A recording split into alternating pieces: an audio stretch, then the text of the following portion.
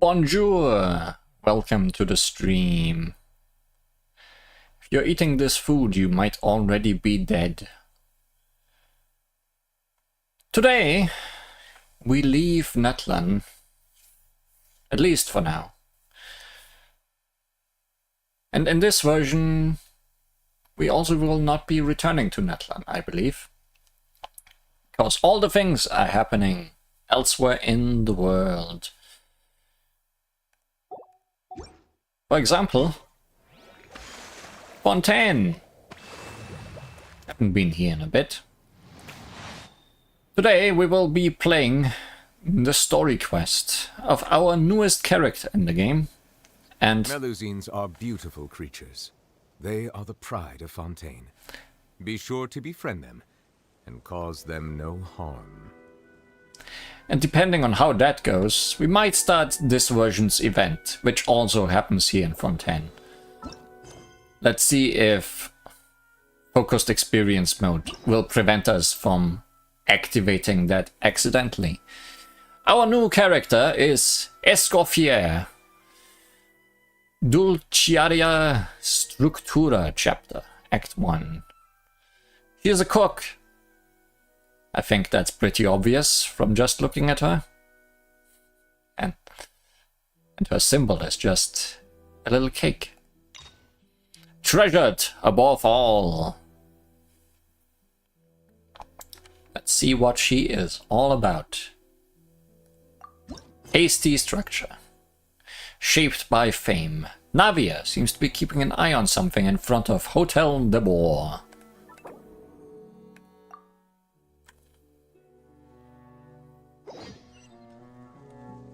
So we may check that out.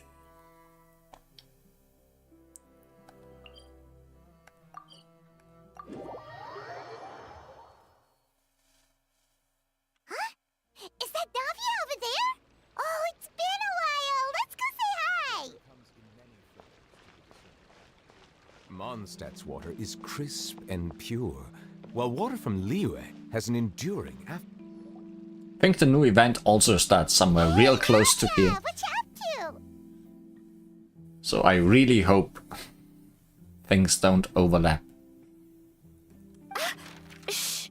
She's in disguise. We'll never know who she is.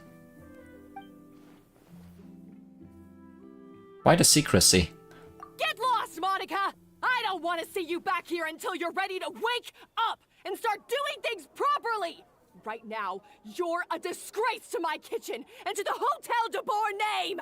Ah, finally. Monica's route. It was an accident. I'm sorry, did you hear me asking for excuses? No, I'll do better, I promise. Why is she so aggressive? She won't even listen to what the poor girl has to say. Oh, hey, cut her some slack. You gotta at least hear her out. And then Paimon was cooked. Finally. Wait! Huh? Who do you think you are telling me? Wait a sec. Navia? But she's so well disguised.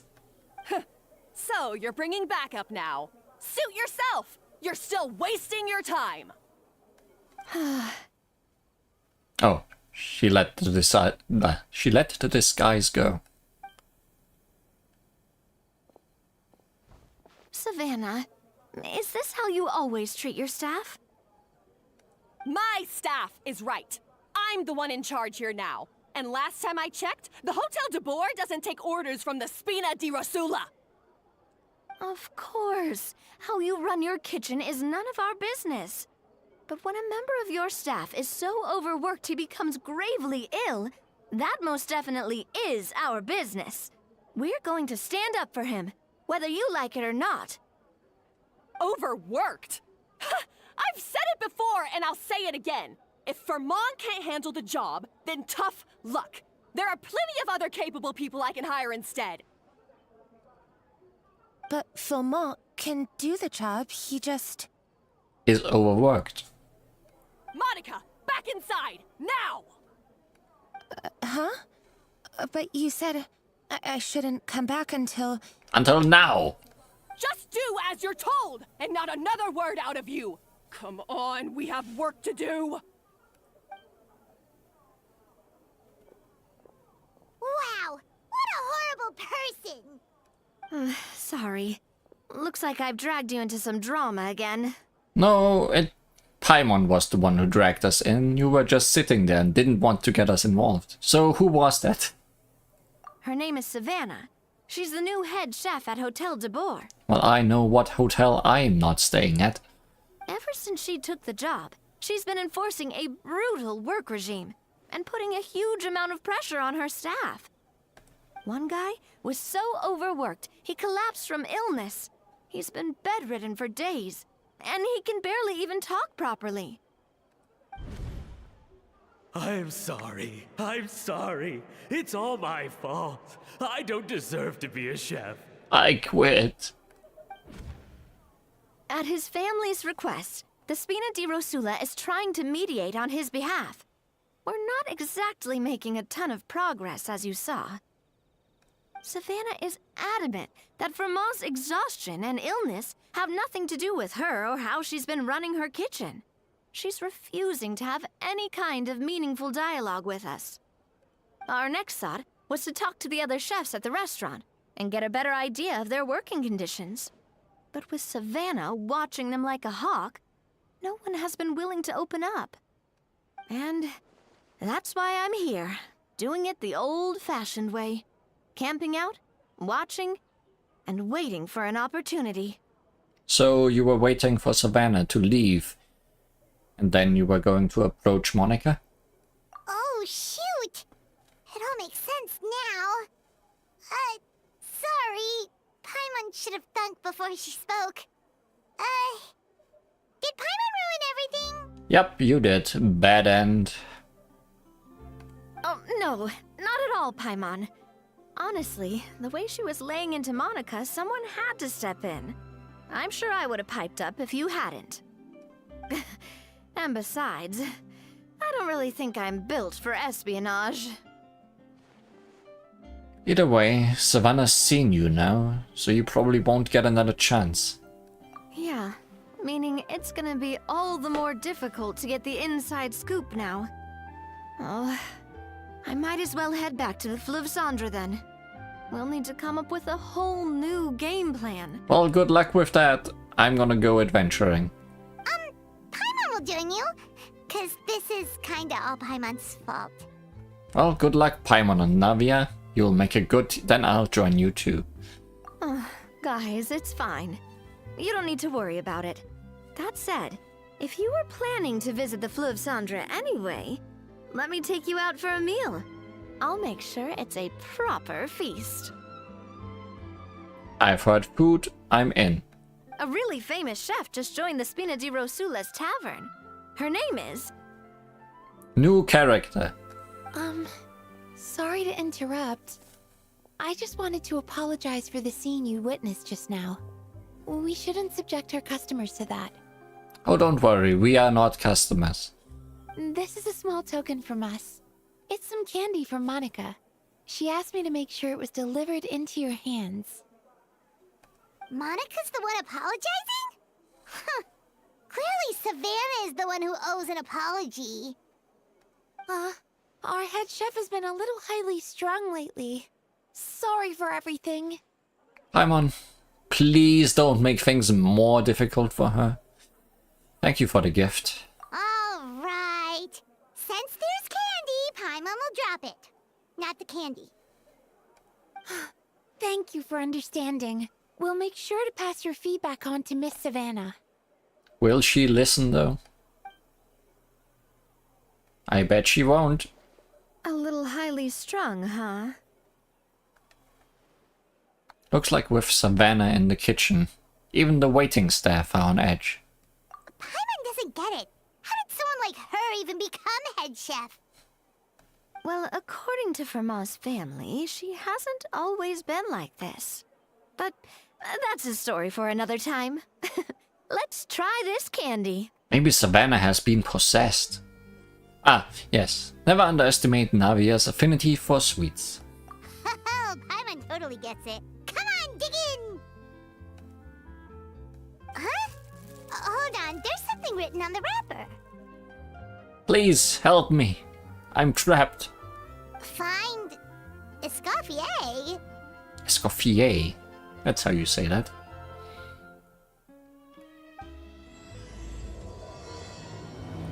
I heard she is treasured above all. Escoffier? Could this mean... Huh? You know that name, Nadia?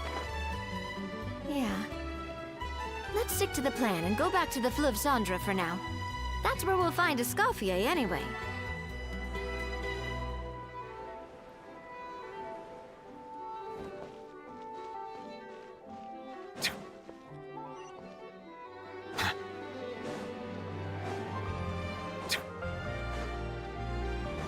Wait, where are you taking me? Where am I going?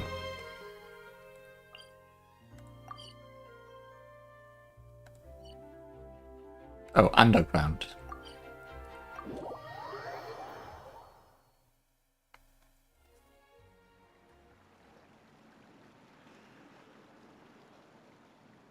So, who is this Escoffier, anyway? Her name is based on some very famous French cook. Simon. Well, for starters, she used to be the head chef at the Hotel de Boer, before Savannah.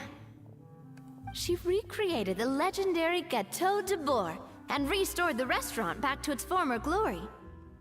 Safe to say, she's the most renowned head chef in the Hotel de Boer's history, after the culinary genius Modeste himself. Not very modest to be called a genius. Gâteau de Boer? That's the super exclusive cake that they only sell a few slices a day, right? Wow. Why the heck would she let Savannah take her place? Well, apparently, the Hotel de Boer was reported for a safety incident. Someone claims that the kitchen was adding an illegal substance to their menu. Poison. But none of the chefs had any idea how it could have gotten into the food. In the end, Escoffier decided that as head chef, she should take responsibility. And she was sent to the Fortress of Meripede. The Fortress of Meripede? Oh, don't be so dramatic. It was probably just a formality. We got sent there just for eating someone else's cake. Well, you're right. The quantity of the substance they found was fairly minimal. Even the guards believed the whole thing was probably just an accident. Escoffier didn't have to stay in the fortress for long, but still, by the time she returned, the role of head chef had already passed to Savannah. So that's what happened. Paimon still thinks it's really unfair. Even though Escoffier is no longer head chef at the hotel, she's still well respected by the staff.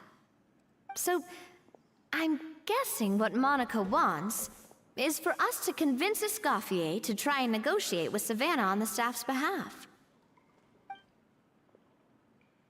Oh, Paimon gets it! Monica wants Escoffier to come back and kick Savannah out. It's simple. If the new head chef is stressing everyone out, then the solution is just get the old one back. Battle of the chefs. Well, about that... Does Escoffier not want to be the head chef anymore? You thought cream of mushroom soup was ready to serve after 3.5 minutes on the stove! Or is she just as bad? You'd have had more sense serving hot water with ice cubes. At least then you wouldn't have wasted all this perfectly good cream and mushroom. What do you say, Hilaire? I'm sorry, Cream. I'm sorry, Mushroom. No, she's worse. She's shouting at children. As you can see, Escoffier is that kind of chef as well.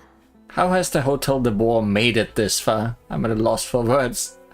You have to leave it on the heat for long enough to allow those flavors the chance to come out.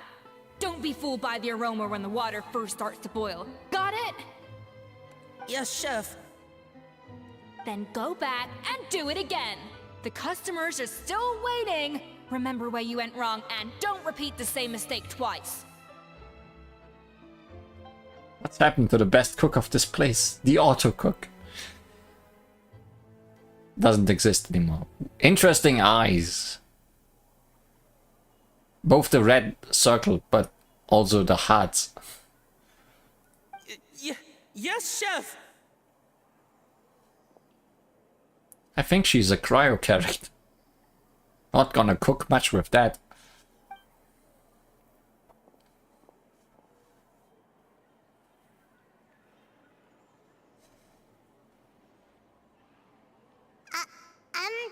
Excuse us, Waiting to be served? Sorry, we're pretty busy. I'm afraid you have to join the line. There is no line. Oh, no, we're not here to eat. So you're not paying customers? Then I'm afraid the wait will be even longer. It's hard to talk to Escoffier when she's in the zone. Let's take a seat. We can catch up while we wait.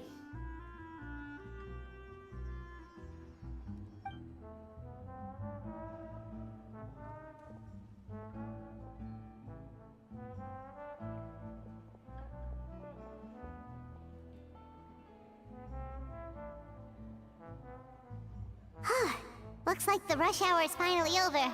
Is it always this busy here? These days, yes. I'd say business has tripled since Escoffier joined as temporary head chef. She didn't want to go back to Hotel de Bois. Well, in her words, the Hotel de Bois doesn't need her anymore. It doesn't look like she's got any plans to go back. The Hotel de Bois is kind of a bore. I guess I'll be heading off then. Wait, take these home with you. We can't serve them now, and there's no sense in letting them go to waste. Oh, thank you, chef. For what? Like I said, I just don't want them going to waste. Oh, and tell Fiamma to get well soon, so you're not running yourself ragged every single shift.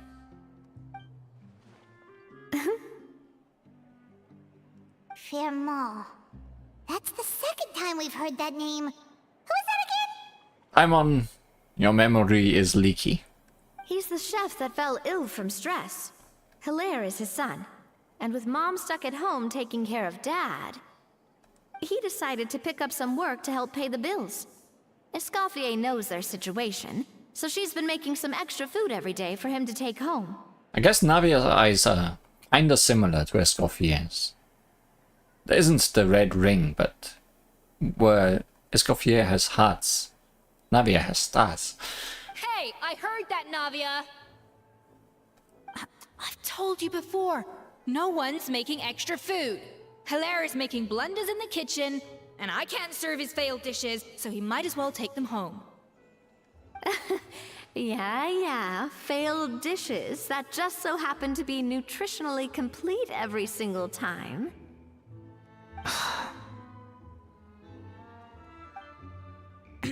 So, you two must be the world-famous traveler and her companion, Paimon, yes?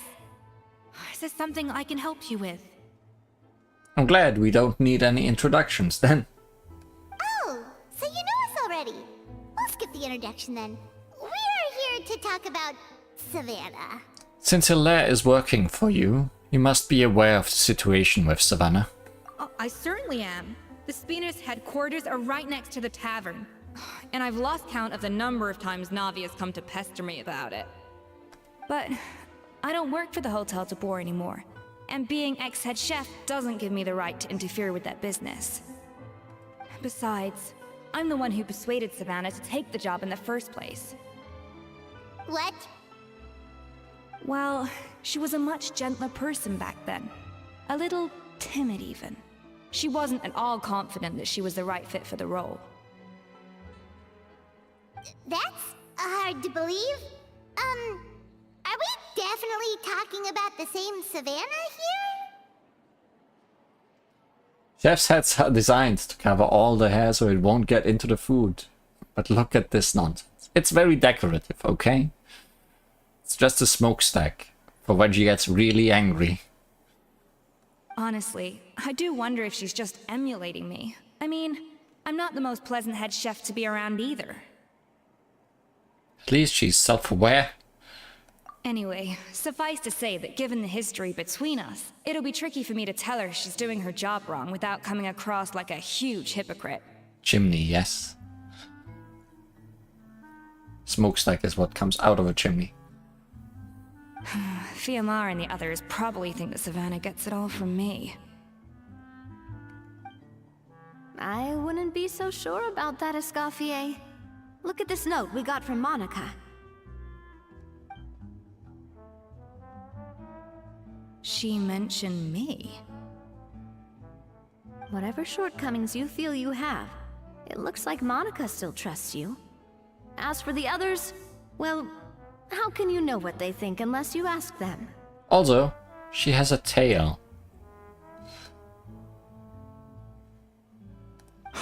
Monica. Plus, it's not like we're asking you to storm in there and raise hell. We're only in the initial phase of our investigation. All we're trying to do is get the other chefs to open up to us. Oh, Monica. Oh, Monica! Escoffier? Oh, Monica. I can't believe her! Powdered sugar is supposed to be applied sparingly. Look at all that on the wrapper. It's thicker than the sole of my shoe. Unbelievable! I won't stand for this. She has to learn. Come on, we're going. Wait, so now she's, Well, whatever the reason she came up with, at least she's convinced herself to go have a conversation. Let's go catch up to her. We don't want to keep her waiting.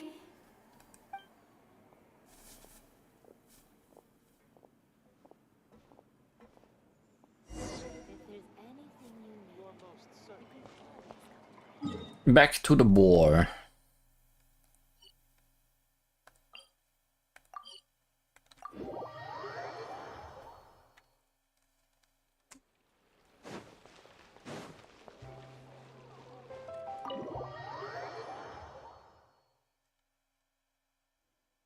Wait, she looks like...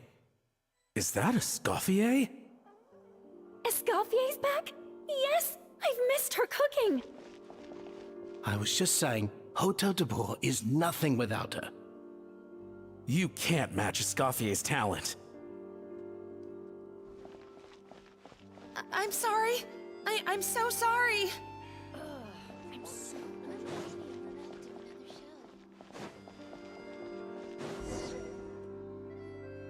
I'm sorry, I'm so sorry. I messed up your order. Oh, I wouldn't go that far. Maybe the taste is a little off, but if you hadn't brought it up, I don't think I would have noticed. But, please, you have to forgive me or Chef is gonna... Okay, I know. I'll kneel before you. Monica, please get up. What the heck? Get up, Monica! Can't you see that you're just making your customer feel more awkward? Escoffier? If you want forgiveness, then do what any self-respecting chef would do. Make the dish again. And this time, get it right. You cannot go begging your customers to feel sorry for you. Savannah said that I'm not allowed back in the kitchen until I've corrected my mistake. But if I can't go back into the kitchen, I can't do the dish over. Sounds like a dilemma to me. that's some backwards logic. How can you fix your mistake without being allowed to cook? If this is what Fermat had to put up with, then no wonder he had a breakdown. We apologize for interrupting your meal, sir. It's fine. With my layman's palate, it's not like I can tell the difference anyway.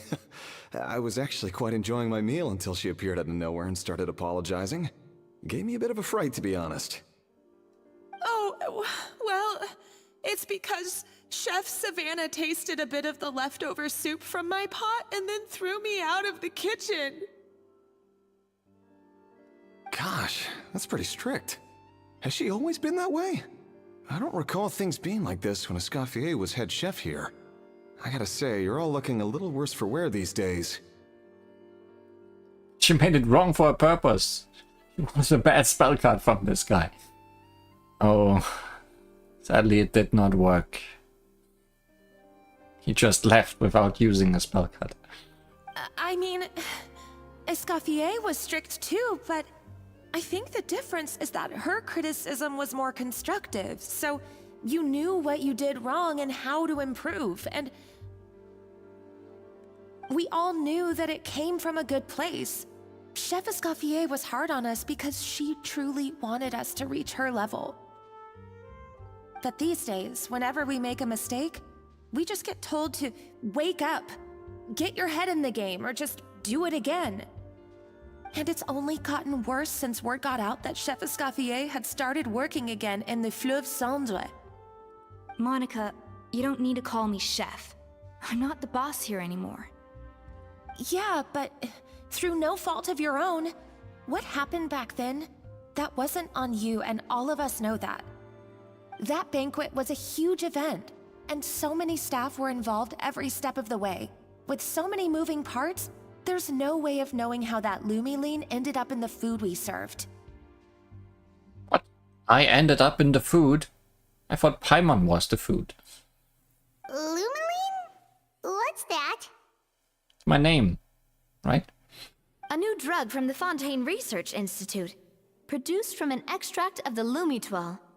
Apparently it sharpens the senses, so they used it to treat people with impaired responses to stimuli. Oh, yeah, I've heard about that. They found out you can use it as a flavor enhancer since it stimulates the taste buds. Makes things pretty addictive. They also found that overuse can have mood-altering effects, and even lead to nerve damage.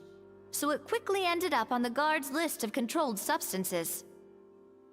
So what's the chances of Savannah's mood being altered? Unfortunately, however, some food products containing the additive had already made it to the market by the time the guards banned it from the restaurant industry. Everyone knows that in all likelihood, someone probably just purchased a batch of contaminated ingredients by mistake. But you took all the blame. We all know why. You just didn't want to see this turn into a place where tensions are constantly running high, because everyone's suspicious of each other all the time. Instead, tensions are running high because of the new head chef. And now look at you, a fry chef in the Fleuve Cendre. What are you trying to say?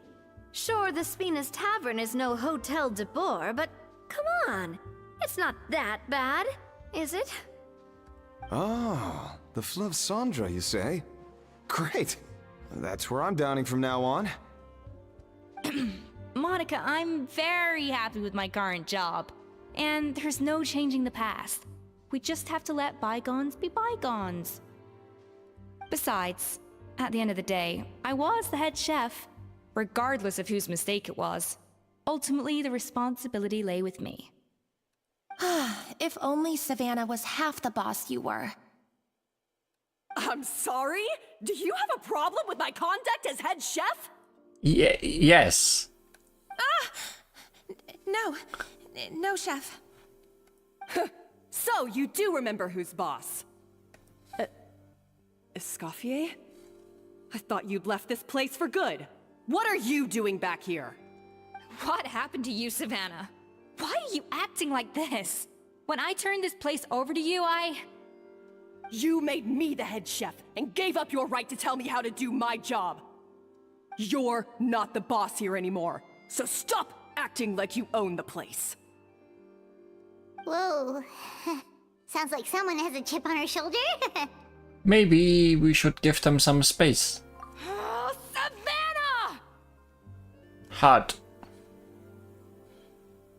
There's a lot of heart motives on her, now that I look at it. My God, have you grown a temper since I last saw you? From the tale, I was thinking she might be some sort of demon. Maybe she's supposed to be a succubus or something. Have you put even half the amount of energy into improving your cooking skills, or are you still using the Pluie Lotus as an off-brand marcotte, thinking no one can tell the difference? That's none of your business! What happened to not storming in and raising hell? Maybe it's a detachable tail. That's also possible. It does look metallic up here at the top. It kind of reminds me of the tails from the twins in Honkai Impact 3rd. Whatever their names were. Rosalia and Lilia. Ho ho! I was not expecting to see something this spicy as soon as Escoffier returned. Oh no, the French! Wait, they live here. Huh? Fanagem? Aye, miladies. Might I make a humble suggestion? Given that we have ourselves a tête-à-tête between chefs at the Hôtel de Bord, I dare say it would be de rigueur to settle this the traditional way. Fisticuffs. The traditional way?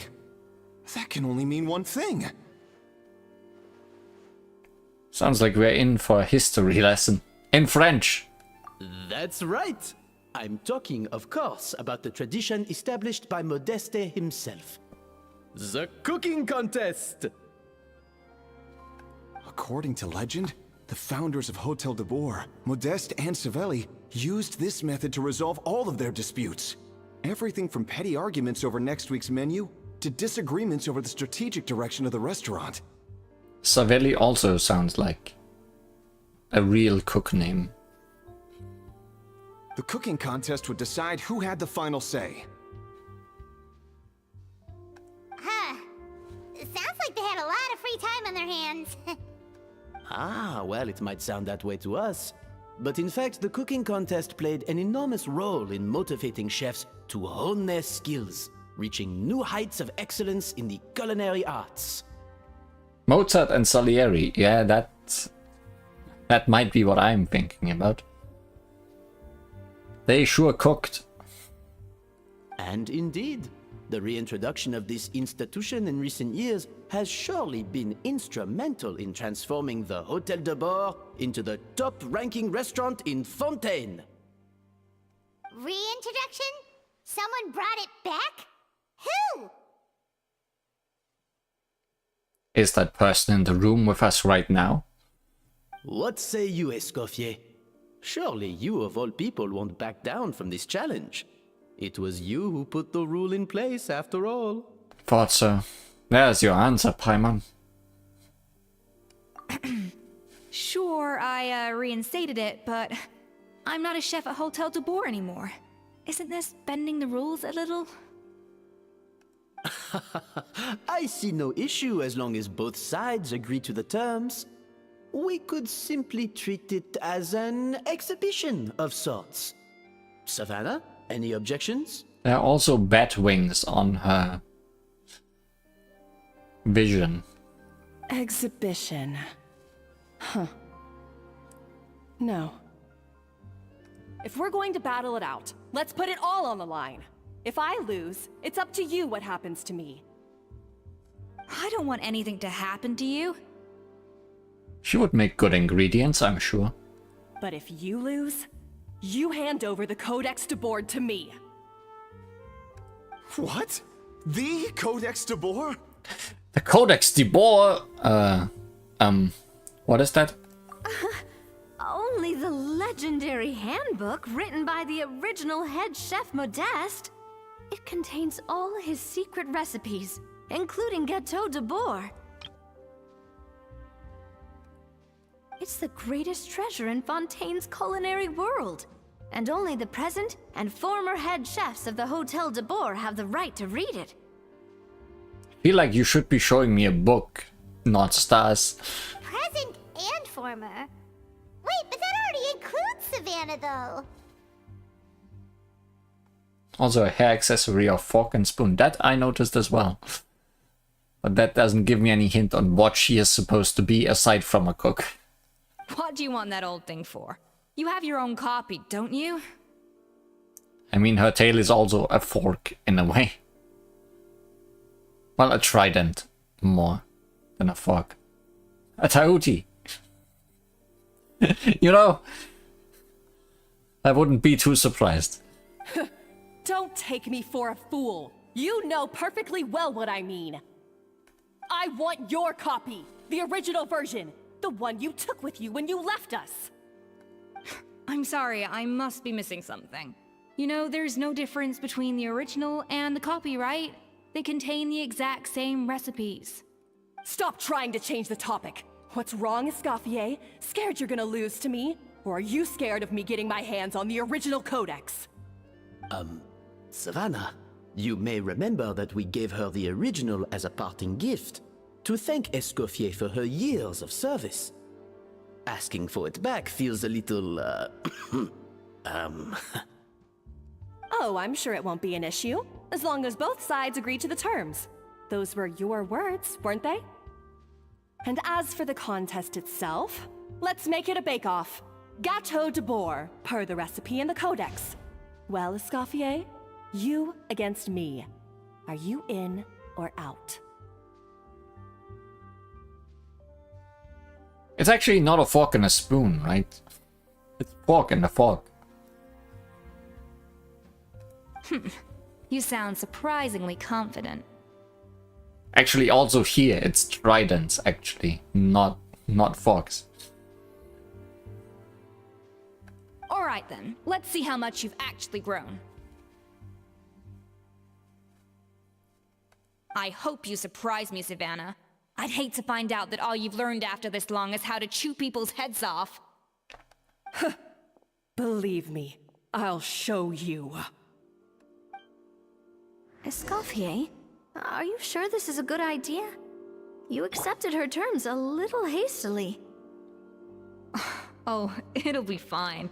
Let's head back to the Fleuve Cendres so I can get prepping. I do apologize. This whole ordeal reflects rather poorly on us. Wait, aren't you the boss? Can't you rein Savannah in a little? I'm afraid it's not quite that simple. The Hôtel de Bord runs as more of a partnership, you see.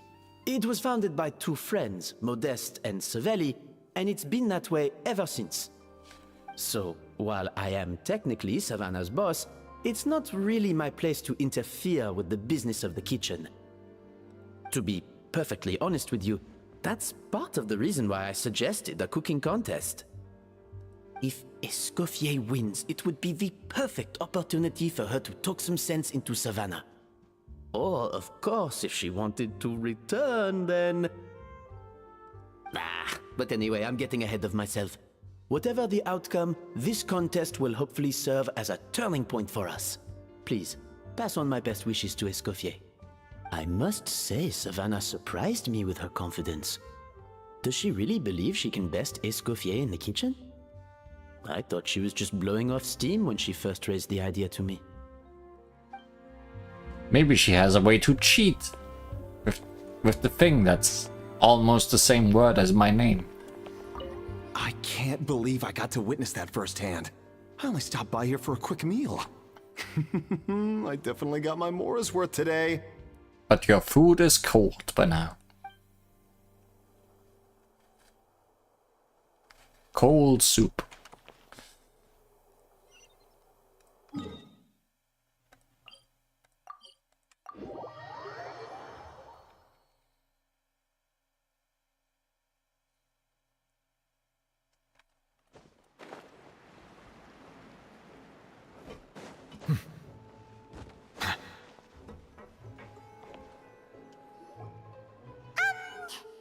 So, this whole bake-off thing kind of came out of nowhere. Was it really sensible to just go along with it? Well, I got a sense that she's holding something back. But we chefs always express ourselves in our cooking. So if she won't talk, this might be the best way to find out what's really going on with her. Huh? Holding back? Sure didn't sound that way to Paimon. Escoffier only picked up on it because she's the same way. Always closed off, never letting you know what she really thinks. A knuckle sandwich, yeah. That's patently false, at least where your macarons are concerned. I've been nothing but truthful with you about the disgraceful amount of sugar you use. Okay. That's one case where you can keep your thoughts to yourself. So anyway, what's this Codex de Boer she's so obsessed with? Oh, that? Well, it's not so much a recipe book as a diary of Modest's adventures. Back in the day, he and his good friend Savelli explored far and wide, partly adventuring, partly looking for new ingredients and developing new recipes. Their creations had an enormous influence on the course of Fontaine cuisine, turning it into a much more vibrant and diverse scene. For instance, legend has it that the original Gâteau de Boer was made using a special secret ingredient that Modeste discovered on one of his adventures. Thanks to perspective, I thought the bottle was somehow part of the cake. So rare was the ingredient that they could never make more than 16 slices of the cake per day. But everyone who tried it claimed that it was one of the most blissful and invigorating things they had ever tasted. Modeste and Savelli went on to found the original Hôtel de Boer, which catapulted them to stardom in Fontaine's culinary world. Especially Modeste. He was hailed as a once-in-a-generation genius, and over time, the recipes from his adventure log became known as the Codex de Boer. Ah, Paimon's heard this kind of story before. Armed with the Codex, the Hôtel de Boer took its rightful place as the finest restaurant in the land, serving those recipes for centuries to come. Something like that? Then Savelli killed him at the end. He is the secret ingredient. What? No, of course not. Cooking is a constantly evolving art form. How could any restaurant survive if they only served food that was popular last century? Anyway, never mind centuries. Savelli and Modeste parted ways not even 10 years after their rise to fame. Then, Modeste passed away while he was still in his prime. And that was it. The end of the Hôtel de Boer's heyday. It fell into decline, and for most of its history, it was just a nondescript place with a couple of cheap tables. It's only in recent decades that it started recovering. Even then, it still took numerous relocations and changes of management before we finally ended up with Vanigem and the restaurant we have today. Oh! So the Codex really isn't all that, then. Paimon figured it was like one of those mystical books they have in Liue's martial arts novels, where the main character learns all their secret powers from. Yes, well, that's fiction, and this is reality. You can't meet the tastes of modern diners by following some ancient recipes from a dusty old book. Case in point. Even the Gâteau de Boer they sell now is actually Escoffier's reimagination. Wait, really? Why though? Didn't that recipe make it into the Codex? It did, but like I said, it's the dusty old book now, and the records aren't as legible as they once were. Not to mention that there's no way of finding the secret ingredient Modeste wrote about. So, reimagination is right. I consulted some historical records and took what I could from the Codex. But ultimately, the Gâteau de Boer of today is my own recipe. As for why we gave it the same name and kept the tradition of only selling 16 slices a day, well, you've got Vanigem's business sense to thank for that. Oh! Huh.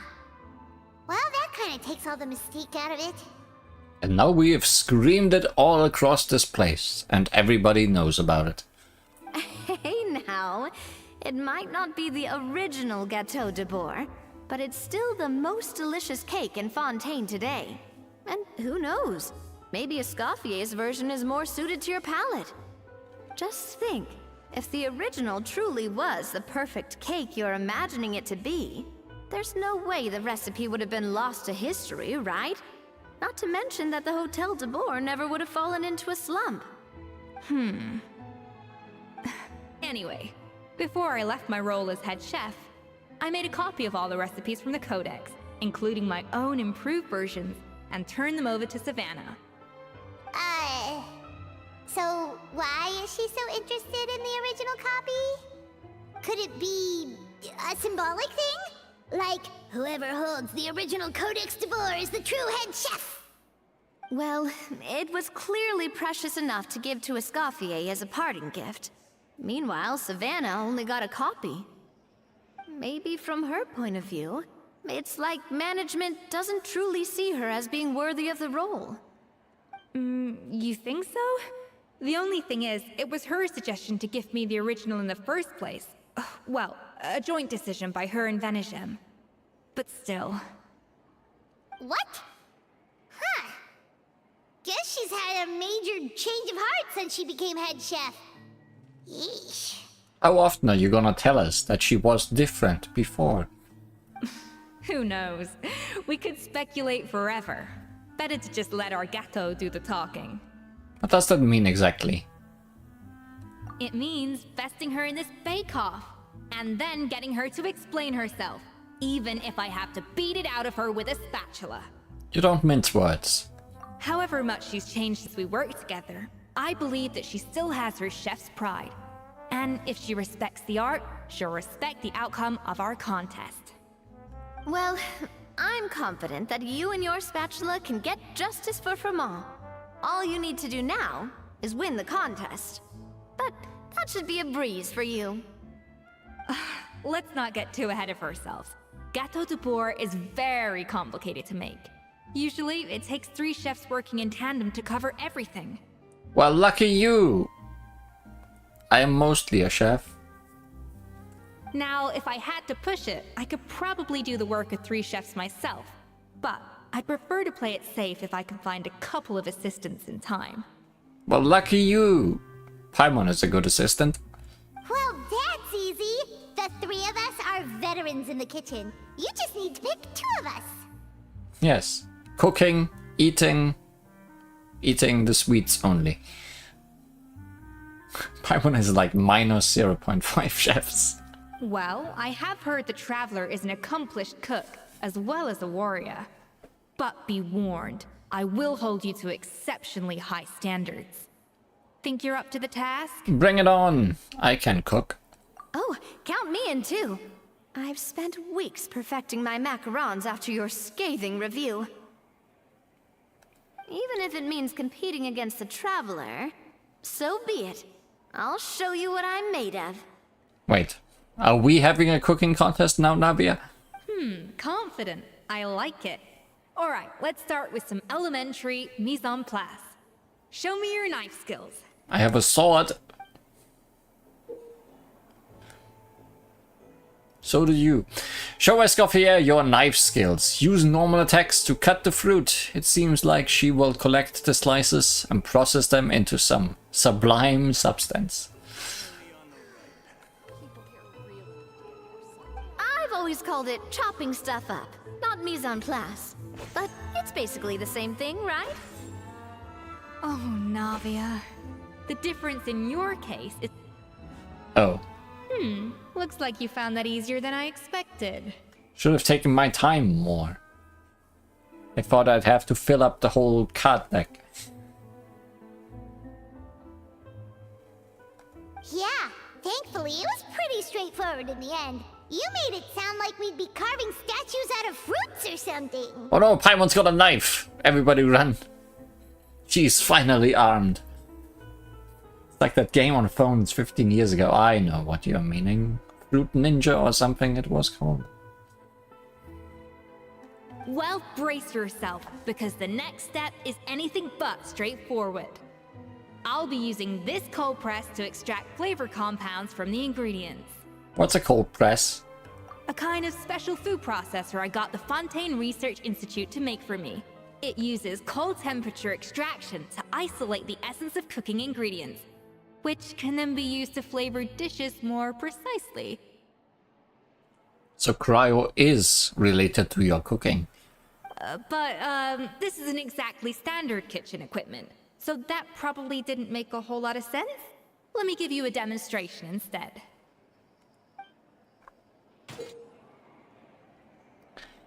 Display your mastery with the cold press. Tap your elemental skill to accelerate the cold press's progress, then use normal attacks to let it do its work. It seems like the special substance extracted from the plant might come in handy here. Custom-made equipment from the Fontaine Research Institute, huh? That's some pretty high-tech food prep.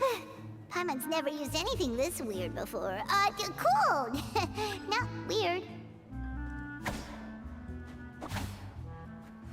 Because as you can see, what I was saying earlier, like Lily and Rosalia, she's using her tail instead of her hands for grabbing her weapon.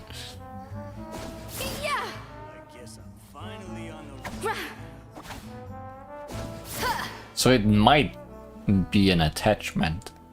I don't know. Also, she can cook.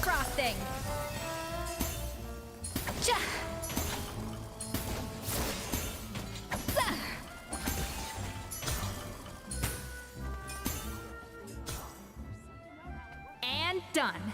These are the flavor compounds extracted from our ingredients.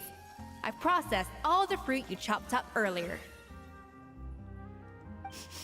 Wow! Even the smell is so much more concentrated. What next? Do we add all this stuff in? Absolutely not! Throwing everything in at once will ruin the balance of flavors. We have to go slowly and carefully to calibrate the exact flavor we want. I'll demonstrate again. Now, watch closely.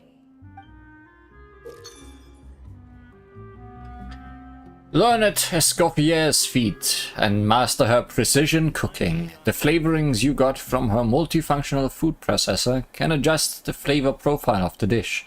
Strike a balance between fruity flavors and floral flavors to adjust said flavor profile and make a delicious dish.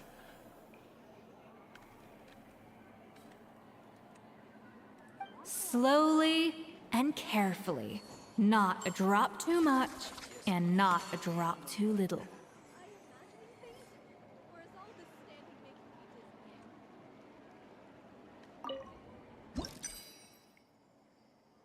Tap on a flavoring. Okay.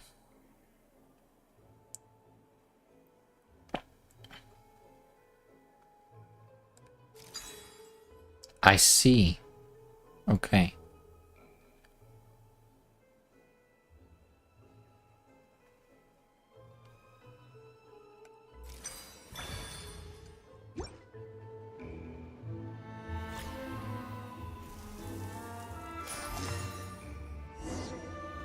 We are in balance. And voila!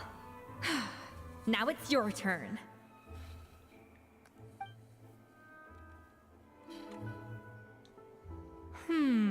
Not terrible. Considering this was everyone's first time blending flavor extracts, it could have been worse.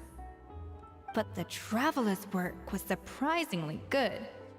Are you sure you've never done this before? You got almost perfect results on your first try. I guess I just treated it like an adventurer's puzzle. Oh, well, they do say adventurers are multi-talented folks. Now I've seen it firsthand. I wonder if these mechanics will come back. Alright, now for the part I've been looking forward to. I want each of you to cook something from the Hotel du Bois' current menu. I'll judge your submissions and give you a final score. A final score? That's right. The true test of your cooking skills is the finished product. It'll be good practice for the contest itself. Now get to it. Chop chop! Boy, do I like chopping.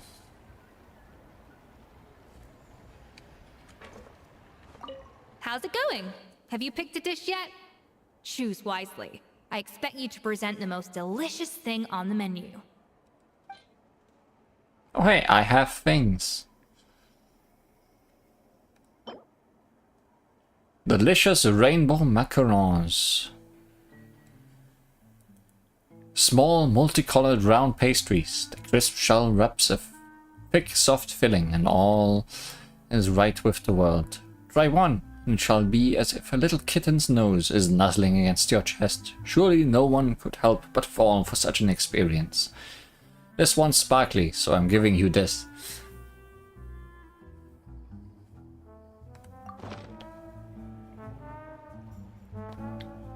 Yay!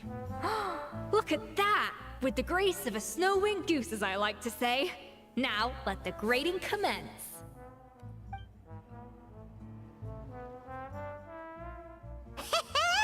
Pretty good, right? Not to brag or anything, but Paimon's a bit of a connoisseur when it comes to la food. 6 points. Out of? What? Oh, well, fair enough. Paimon doesn't cook all that often, so as long as it's a pass. That's 6 out of 100. Rest in pieces, Paimon. Oh, that smile. You say you're a connoisseur, but it's quite clear from this dish that you have far more experience consuming food than creating it. I mean, accurate. By that logic, I suppose you think listening to Lady Farina on repeat every day would make you an opera singer. Aww. Oh, me next.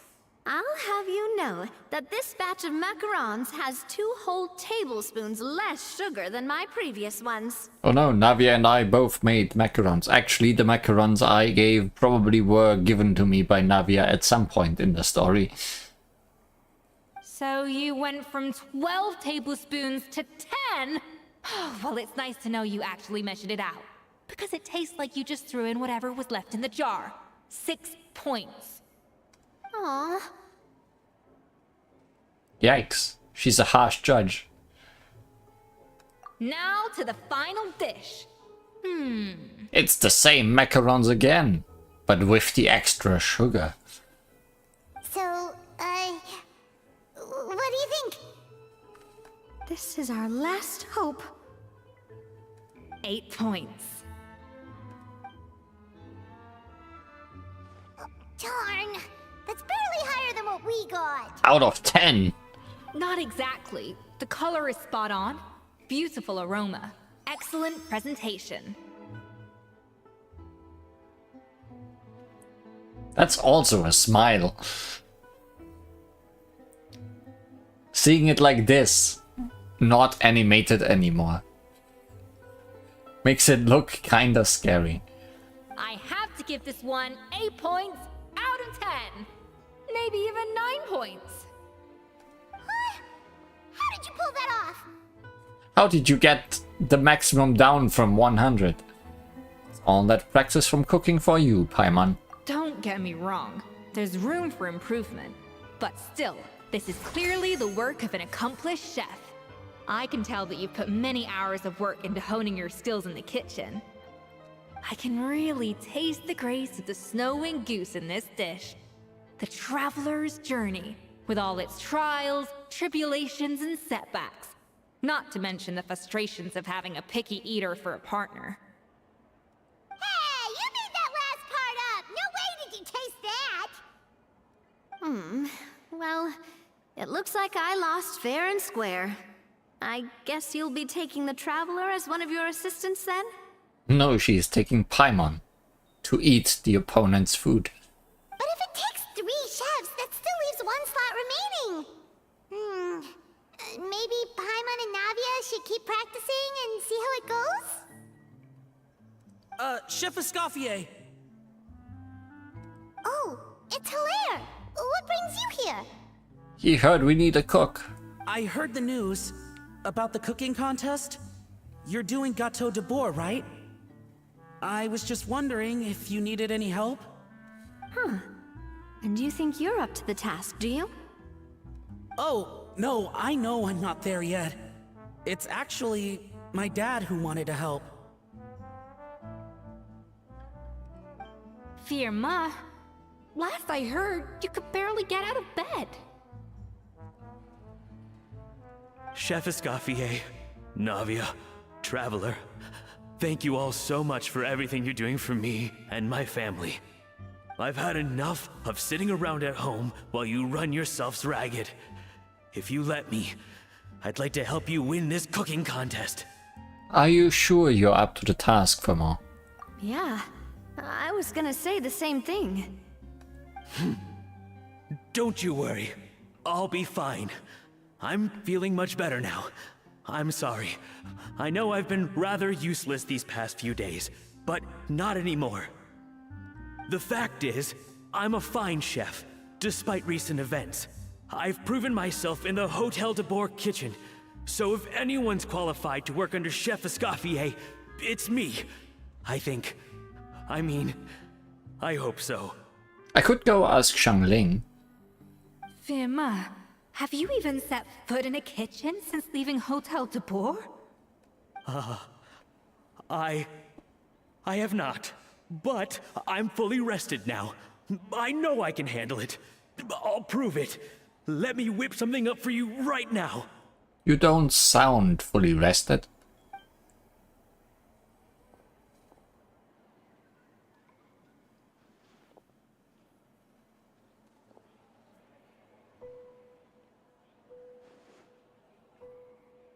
Huh?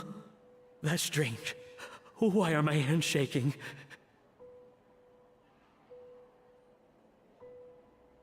What do you call this, Firma? I can't seem to grip my knife. Do it again! Again! Again! I... Hopeless. Get out of my kitchen yesterday.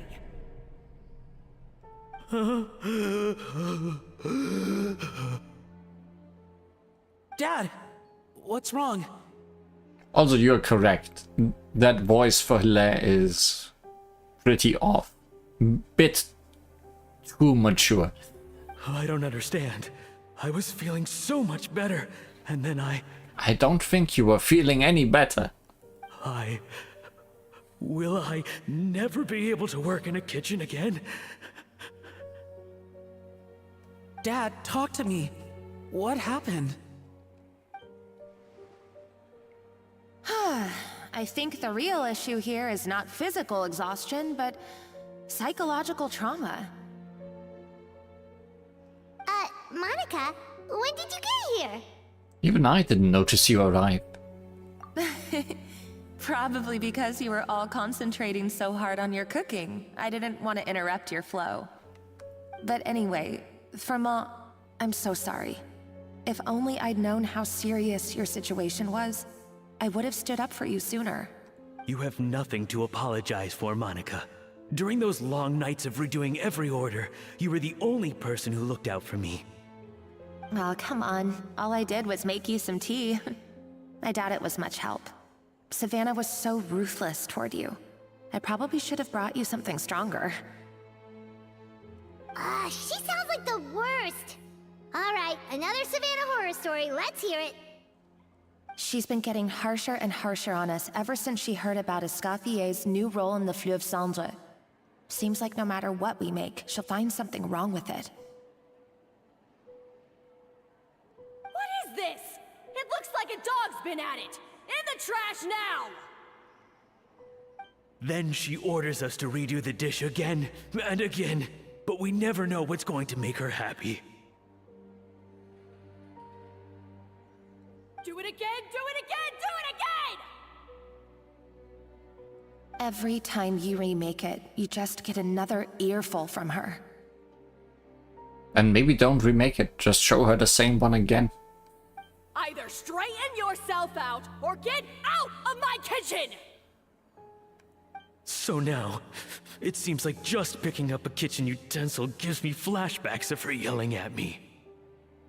Oh man, that must be awful. The more I want to get it perfect, the more my hands shake, and the more scared I am of making another mistake. Nice rhyme, dude. How can you give up so easily, Firma? You weren't a quitter when you were working for me. And even under Savannah, you talk about working late into the night trying to perfect your dishes. That says to me that you still hadn't lost that determination to prove yourself. What changed? I don't know what's come over me. When I think back, I just remember feeling like my heart and my hands were growing heavier and heavier as the shift went on. Each time I had to redo a dish, my heart sank a little further. Maybe Savannah was right. Maybe I am just hopeless at this. Dad. I see. Well, it sounds like there are some deep issues at work here. Ones that won't be resolved by merely seeking compensation. I will win this contest, and after that, I encourage you to approach Savannah and talk this out. But what if you can't find another assistant in time? Clearly, I'm in no state to help out. You think being one person short will ruin my chances? Let's not forget, I taught you and her everything you know. Even if I had to go it alone, I would present the perfect gâteau. Oh, well, Paimon and Nadia will still keep practicing, just in case. And so will I. What pose is that? Yeah! And if worse comes to worse, we can always get the Spina di Rosula to put out an emergency call for chefs. There's gotta be someone out there, right? Actually, I thought maybe I could help. That's sort of why I'm here. Aren't you on the other team? Or how does that work? What? I guess Savannah wouldn't want you on her team. Why didn't you say so? I was going to, but then... well, this is the first chance I got. You do this for us? Thank you so much, Monica. Alright, fine by me. But aren't you still working for Savannah? Joining the other side seems like a guaranteed way to put your future employment in jeopardy. I know, but it's alright. I've made up my mind. With the way things are, I can't keep working for Savannah much longer anyway. Unless I want to become the next Fermat. I'm done with sucking it up. It's time to try and turn things around. If this cooking contest can get Savannah to see the error of her ways, then I'm sure she'll forgive me for this. I hope you're right. Well, Paimon didn't think we'd be poaching from Savannah's staff to get our third person, but there you go. Anyway, Monica's a professional chef, so nothing could possibly go wrong now. Great! Then it's settled. And to congratulate you all on making the team, I propose a Spina-sponsored meal to celebrate. Spina-sponsored? Wait, you mean I'm cooking? Well, I promised the Traveler a feast in the Fleuve Cendre. And I know how much you've been looking forward to it. Yeah! Feast, feast, feast! I can help cook. It will be good practice for the contest. Alright, if you insist, then prepare for some of the finest food of your lives. Tail.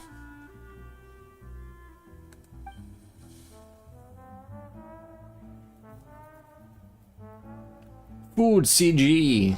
Escoffier opted for a huge variety of dishes. Thankfully, both of us are skilled enough that even though it was our first time working together, we had a great rapport.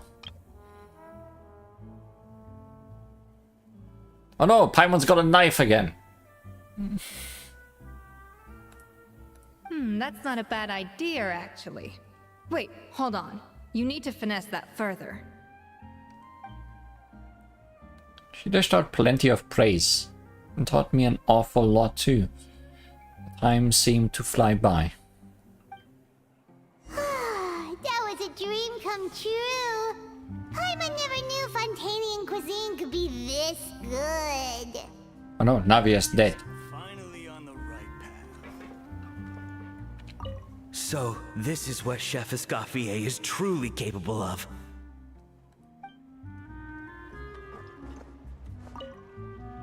Wow. I don't know if I'll ever be able to cook as good as that.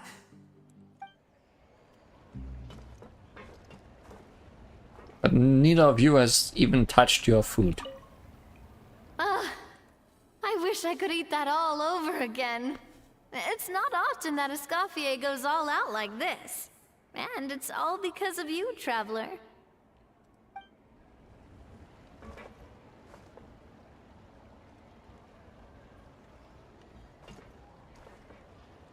I don't want to see what expressions she is making. Okay, closed eyes.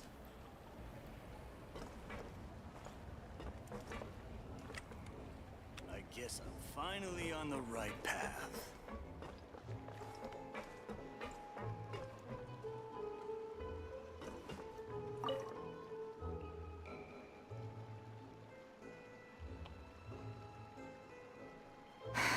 Why, Savannah? Why? What are you up to? Oh, nothing. I was just flicking through the original Codex de Boer. I wanted to see if there was anything I'm missing. Something I hadn't noticed before. That might explain why Savannah's so desperate to get her hands on it. But I can't find anything. It's just some hastily scribbled recipes in between diary entries from Modest's adventuring phase.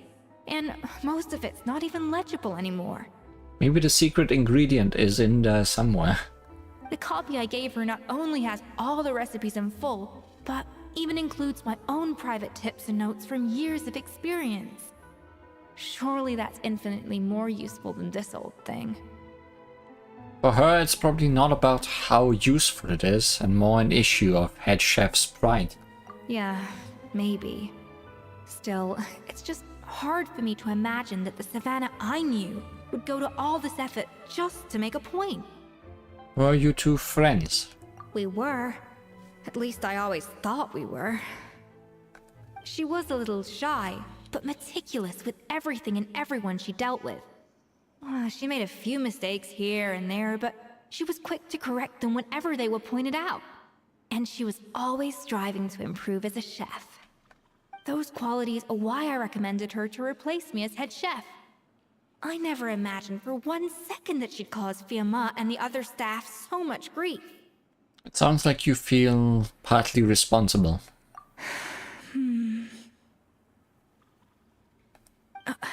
Well, I mean to an extent, of course. I pushed hard for her to get the role. And the idea that she turned out like this because of me is difficult to come to terms with. I wonder if this is how Modeste felt back when he was writing the Codex. Speaking of Modeste, didn't you have a falling out with someone as well? Yes, with his good friend and co-founder of the Hotel de Boer, Savelli. The story goes that after Modeste unveiled his Gâteau de Boer and was hailed as a culinary genius, he was admired and adored by all. But his newfound fame slowly drove him and Savelli apart.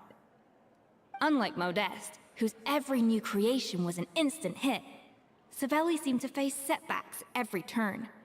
Doors that would swing wide open for Modeste would shut in Savelli's face. And with Modeste being whisked off to all manner of functions by his celebrity friends, he had less and less time to discuss the culinary arts with Savelli.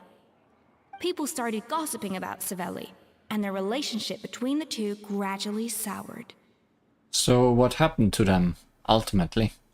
Everything came to an abrupt end when Modeste, still in the prime of his life and still hailed as a genius, suddenly died from an acute illness. And that was it. They neither had a decisive split, nor got the chance to properly reconcile. Their story just came to an end. One rumor had it that Savelli actually killed Modeste out of jealousy, even as the latter was hoping to make amends. Uh-huh. Is it true? Unlikely. It's a popular theory, but there's no real basis for it. At least there are no records of Savelli ever being convicted of a crime.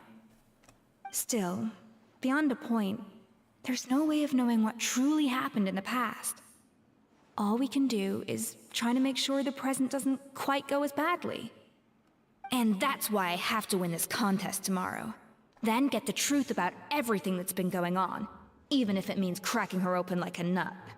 I think that constitutes killing her. With me on the team, there's no way we can lose. Really? Well, I like the confidence. Don't let me down tomorrow, then. You better bring your A game.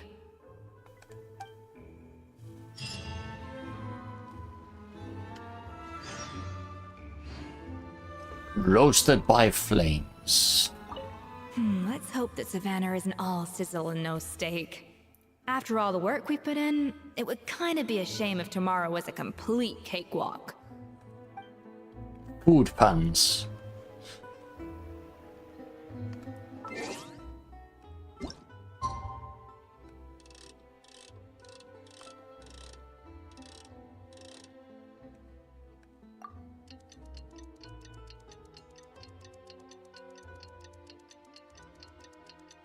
Not sure if you can even call those puns. Food words.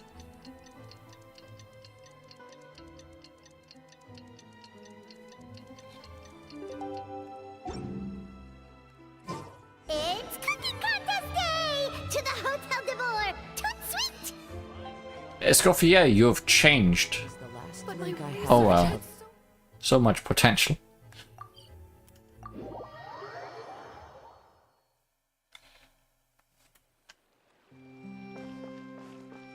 Did you hear the news? Escoffier's coming back for a cooking contest.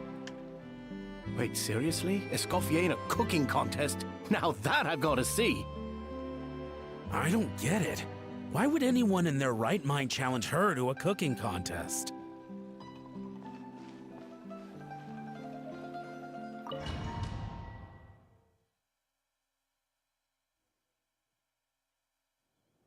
Mesdames et messieurs, welcome one and all to the Hôtel de Bord and to this most exciting of cooking contests. Savannah, I've brought the original copy of the codex you asked for. Monica? Huh. Betrayal. In the interests of fairness, this contest will be conducted in a double-blind format. Once the dishes are complete, they will be sent to the back of the kitchen where they'll each receive a label. The labels will be placed out of sight underneath the plates, only to be revealed after the judges have sampled them and reached a final verdict. This is to ensure that no one will know which dish is made by which contestant. As one of the judges, I promise to be fair and impartial. And hungry.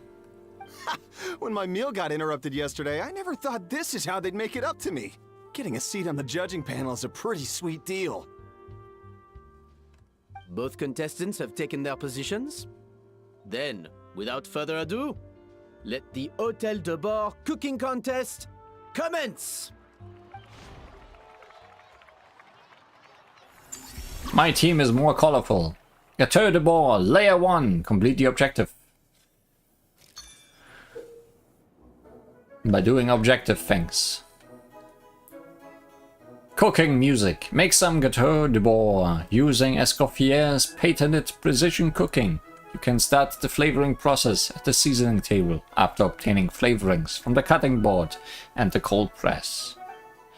Both flavoring types must be added in sufficient amounts to ensure richness of flavor. Add enough of both before aiming to balance the flavors out. And this dish is a wrap. Monica, Traveler, it's go time. Let's do this. Alphonse, Gaspard, get to work! Do not disappoint me.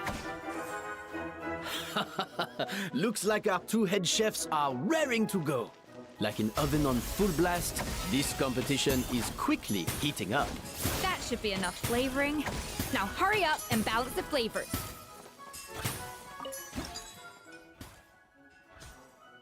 What is a timer going on?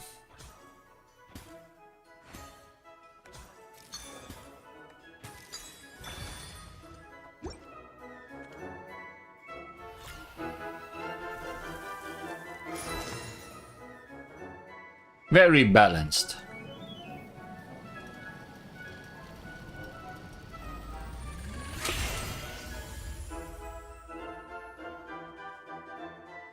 Come on, Escoffier! Come on, Traveler!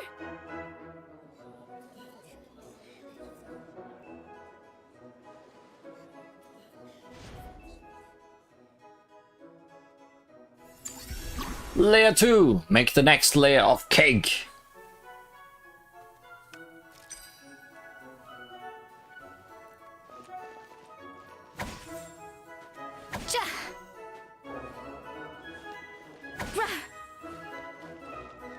A little amuse-bouche!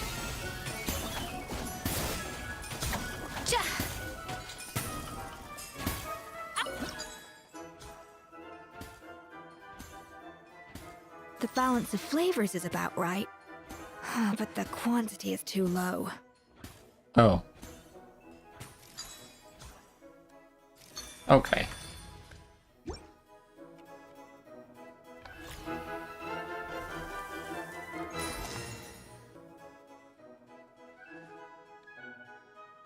So, what do you think?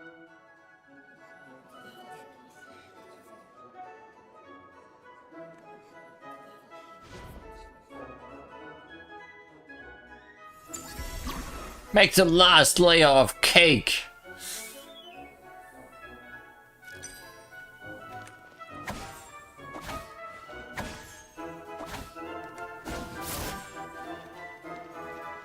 Up to the freezer! Yeah! Escoffier is already on the final step.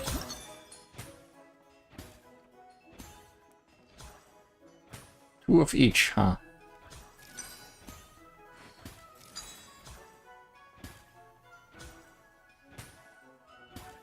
It's not gonna work.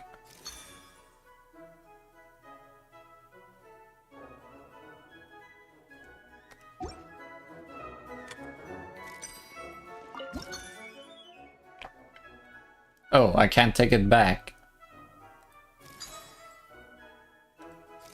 Oh, at least 2 servings. Okay, I can have more.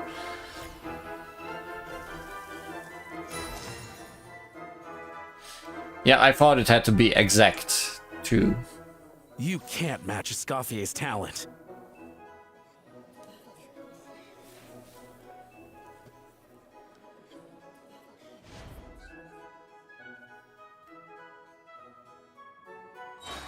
I present to you Gâteau de Bourg. Someone doesn't have a third layer.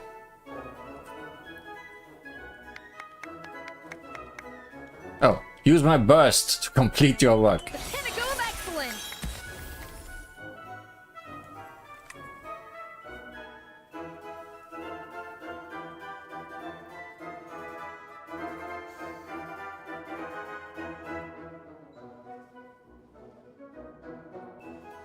That was perfect! We were like a flock of snowing geese, completely in sync, working gracefully and elegantly together.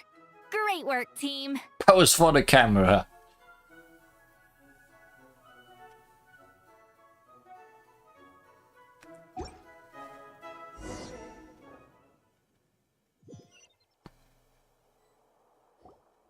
Time's up! Contestants, please take your dishes to the back.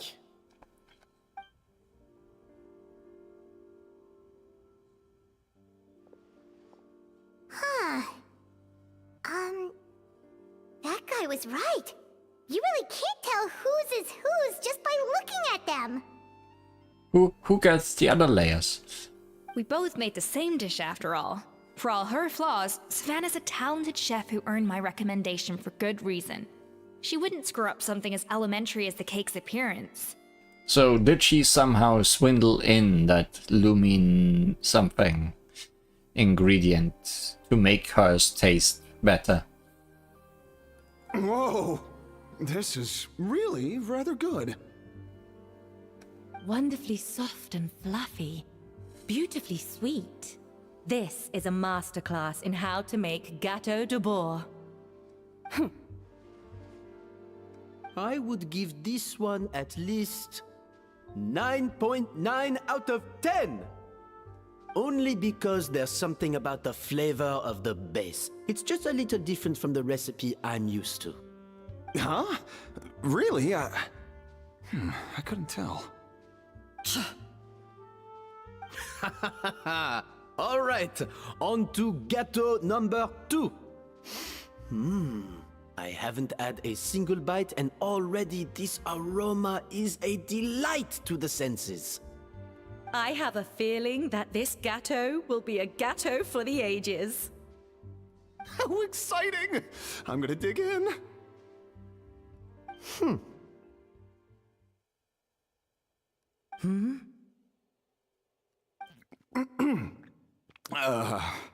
I think maybe someone got a little carried away when they were adding the sugar. Not just the sugar, it's the flavors too. This is all over the place. Who made this? It appears the decision is unanimous. This gâteau is far below the standard we would expect. And Paimon thought this might actually be close. Turns out she can't bake to save her life. I have a strong feeling we are the ones who lost somehow. Maybe it's because of poor teamwork. She spent half the time just berating her staff. Something's not right here. Savannah may not be perfect, but no way is she this sloppy. I can now declare that the creator of the first gâteau has won this cooking contest. Now, all that remains is to turn the plate over and reveal the chef's name underneath. What? It's Savannah? So that's how you write her name. No, that's impossible! Hey, Savannah! You cheated, didn't you? You cheater! What did you do? Oh, you swapped the plates, didn't you? Well, someone's a sore loser.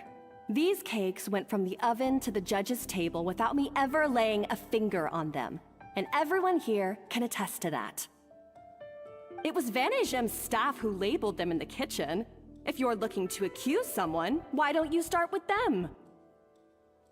Isn't it more likely that Escoffier's lost her edge? Oh, or maybe her assistants let the team down. You take that back! Judges, we demand a rematch.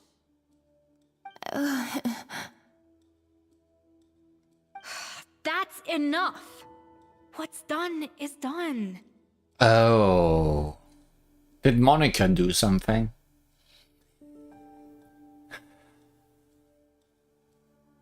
As head chef, or rather as team lead, I take responsibility for the dish I served. Whatever went wrong and however it happened, I should have spotted it. Maybe she didn't betray. Maybe she was just a spy. Just Monica. Savannah, I didn't think you'd stoop this low just to beat me in a bake-off. What happened to your chef's pride? I don't know what you're talking about.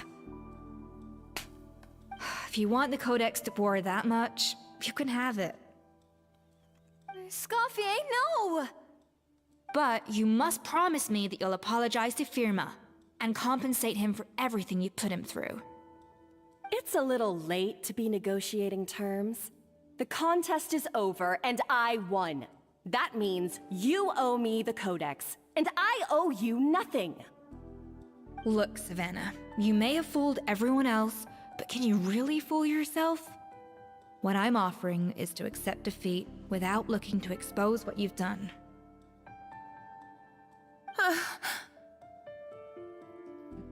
I wonder if Monica might have done something.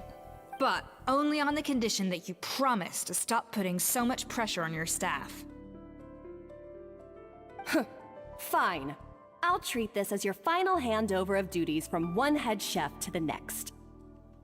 So, will that be all, ex-head chef? Or is there any other unfinished business you'd like to leave in my hands? I didn't mean that to be a scolding from your former boss. Just a word of advice from a fellow chef and a friend. But I don't know if you're even open to input from other people anymore. I know what I'm doing. I don't need your advice. All right, fine. I'm glad to hear it.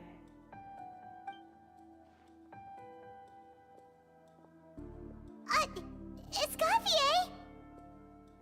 The Codex de Boer! Finally. Now, at long last, I will succeed. What a line. Something a villain would definitely not say. Escoffier? How could you let her get away with this? Yeah! The Codex is a souvenir of your time here! Doesn't that mean anything to you? It's all right. It was just a bake-off, not the end of the world. I'm already over it. Besides, it's not all bad. She agreed to compensate Firma. That's mission accomplished for the Spina. I feel like that name has been said three different ways so far.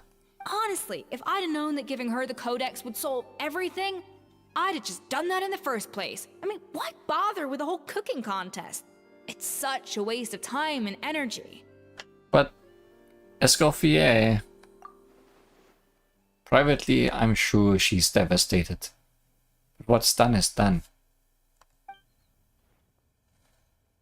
No. No! This doesn't make any sense! Huh? That's it? No secrets, no nothing? I don't believe it! This can't be happening. He told you there was nothing special about it. Chef Savannah! Savannah? That name has also been said two different ways, right behind each other. Chef Savannah! Savannah?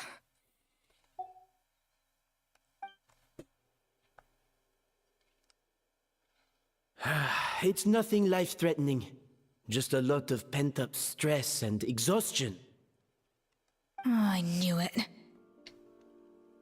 Pent-up stress? The truth is, however hard she might be on the rest of us, the person she puts the most pressure on is herself. Yes, there are nights when she makes us redo things over and over into the wee hours. But for her, it's every night. She'll hide herself away in the kitchen, working on new techniques and recipes, and only realize how long she's been at it when we come to work the following morning. Oh no, the poor Savannah. I feel so bad for her. But why? Why would she do that? Our best guess is she doesn't want to be seen as less of a chef than Escoffier. And there it is. Even so, that's no excuse for taking her anger out on the rest of you.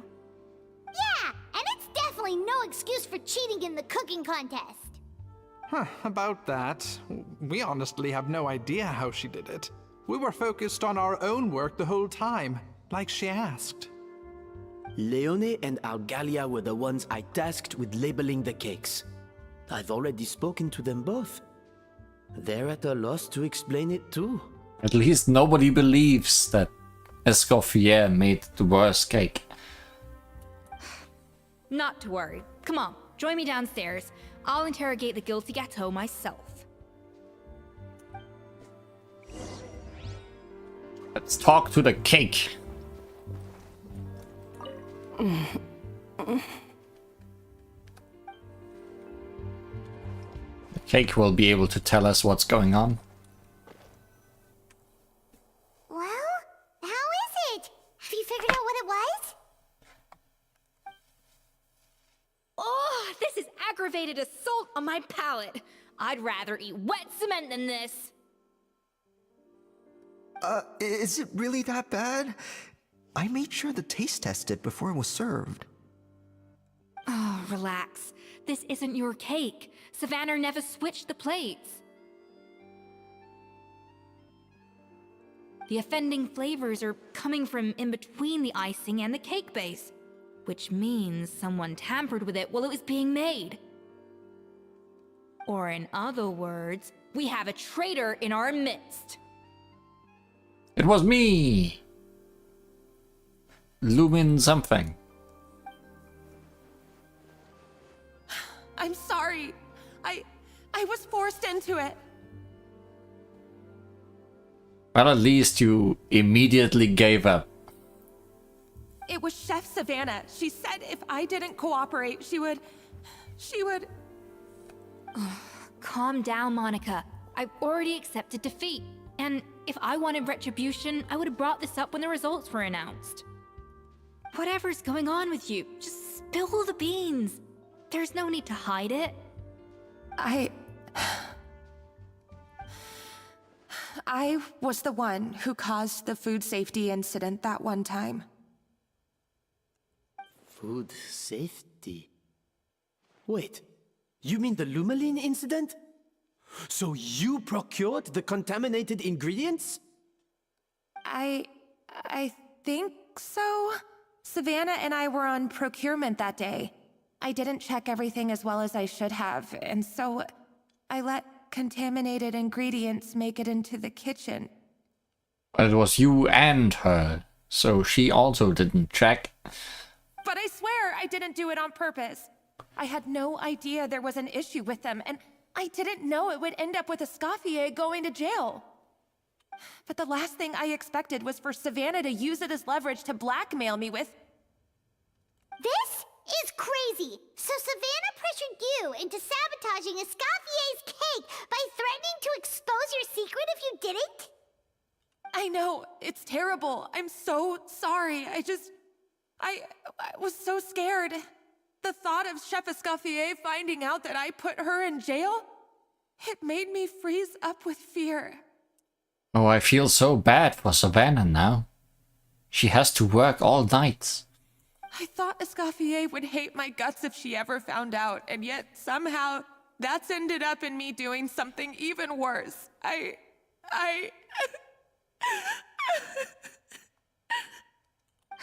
Seriously? All this fuss over a little slip-up? Huh? Firstly, it's not like I got a life sentence. I did my stint at the fortress, and now I'm out. And secondly, I had my own reasons for leaving the Hotel de Boer. This wasn't the only factor. So, you don't need to feel ashamed or frightened or anything like that. Any more than you need to add butter when you're pan-searing foie gras. You mean... you forgive me? Oh, well, I'm not saying you don't have to take responsibility for your mistakes. You should tell Vanagem to mark down your performance for the past few months. Then do some digging and find out exactly where those contaminated ingredients came from. Sure, you've made mistakes, but now's the time to fix them. Understood? Understood. Good. Now, back to Savannah. What about the original codex would compel her to resort to blackmail? I have my suspicions. Not that I've got any proof to back them up, though. Ugh. What happened to me? I've overheard some customers murmuring about how the Hotel de Boer hasn't been the same since Escoffier left. They think our menu doesn't taste like it used to, especially our signature items. You mean Chateau de Boer? Now that you mention it, I noticed it during the contest too. I couldn't put my finger on it, but the flavor seems subtly different from how it used to be. But the difference was so small, I'm sure no one would notice it besides our most loyal customers and true dessert connoisseurs. Still, as head chef, it's easy to see why Savannah would get so hung up on it. So many times I've seen her make the cake base over and over again, late into the night, determined to match Escoffier's version. But something's always slightly off every time. Are you feeling bad about Savannah yet? Yeah, I've noticed that too. Never really gave it much thought, though. Thinking back on it now, it's clear that Savannah's been in a downward spiral ever since Escoffier left. She wants to prove that she can fill Escoffier's shoes. That's gotta be the reason. But after countless setbacks, she's getting more and more unhinged. And at some point along the way, she switched from doubting herself to doubting Escoffier. Doubting Escoffier? For what? She thought the codex from Escoffier was a fake. Yeah, it would explain why she was bent on getting the original at any cost. She must have thought Escoffier purposely omitted key details from her recipes when she copied them out. Also, she could retain her place as the #1 chef in Fontaine, the only one privy to all the secrets of the trade. Oh, for goodness sake. What a stupid idea. Of course. Then she finally got the codex only to discover that the secret recipes she's been pining for don't exist at all. Seeing how utterly wrong she was must have been a real shock to the system. It probably brought up everything at once. It overwhelmed her, and she passed out. Plot twist, she did remove some pages from the real one. That... Escoffier, the real villain all along. There's still one thing that doesn't make sense, though. If Savannah had the real recipe all along, how come it tasted different? Plot twist, Savannah cannot read. She might not be on the same level as Escoffier, but surely after like 50 attempts, she'd get it right one of those times. You'd think so, but geniuses like Escoffier are in a league of their own. Maybe Escoffier just adds things without writing them down.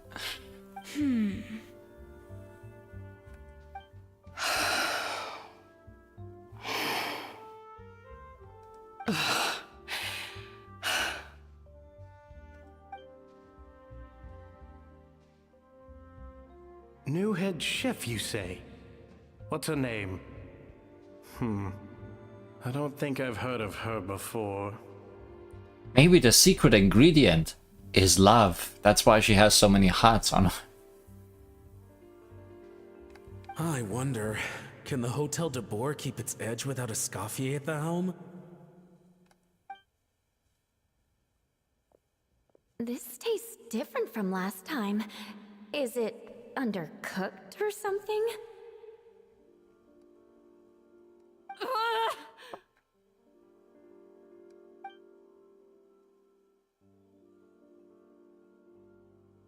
Take this. It's a copy of the Codex de Boer. From now on, you will be its keeper. Don't listen to the doubters. If I say you can do it, then you can do it. Even if you don't believe in yourself, at least believe in me. Hey, did you hear me? Once I'm gone, the restaurant is all yours.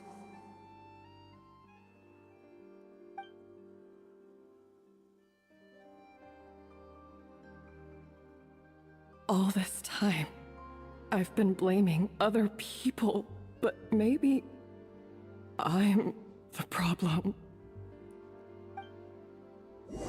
No way! You could be the problem, Savannah. I'm feeling so bad for I you. sincerely apologize for putting everyone out.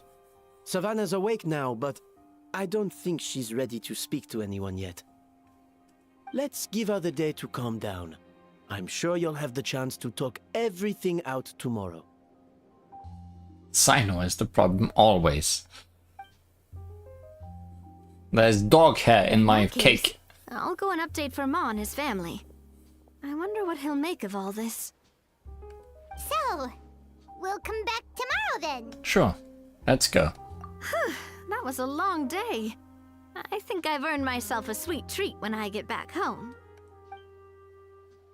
Oh, nice! Macarons? Or are you gonna switch it up this time? Paimon saying macarons. Oh, nice! Macarons? Macaron? Or are you gonna... So French. You are not ready for French, Paimon. What is it, Escoffier? Traveler, how much do you know about the snow-winged goose? The what? Oh, wait. A little, I guess. Every year they migrate long distances in search of a suitable home. There's always one goose at the front whose job is to lead the flock. To me, all birds are the same, because they all drop the same thing if I kill them.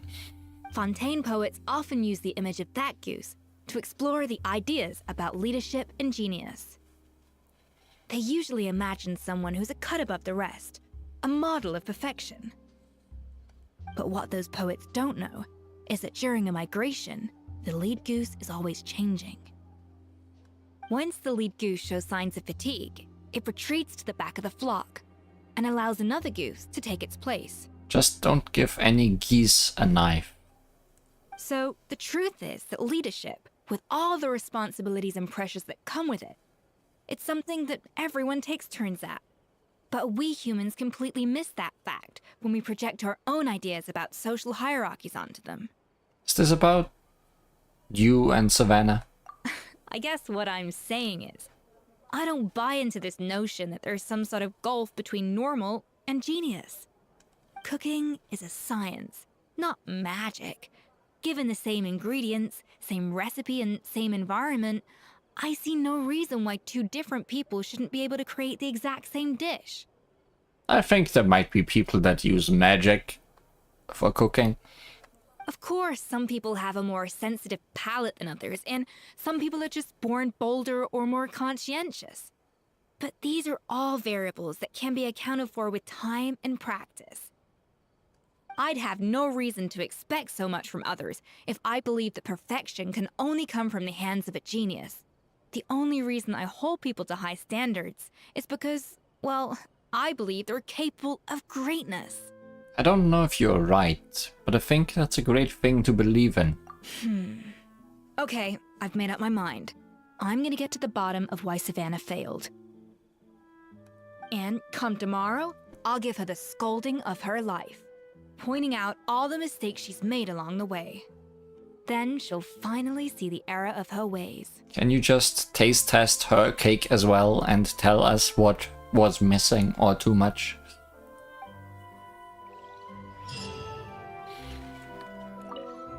Thank you for your words of encouragement. I'm gonna head to the Hotel de Boer and spend the night investigating. I guess I'll see you tomorrow. Genius? Calling someone a genius is just another way of saying I'm too lazy to figure out how I need to improve. It's a defeatist attitude and I won't stand for it.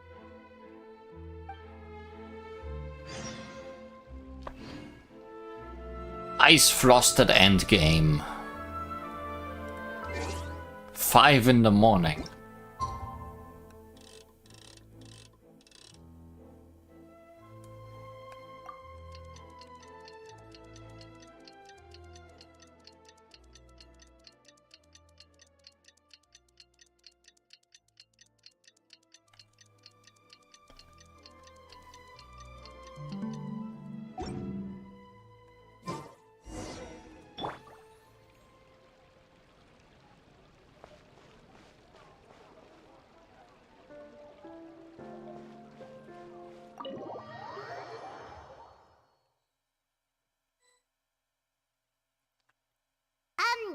Why are we here so early? Our meeting with Vanigem isn't for a while.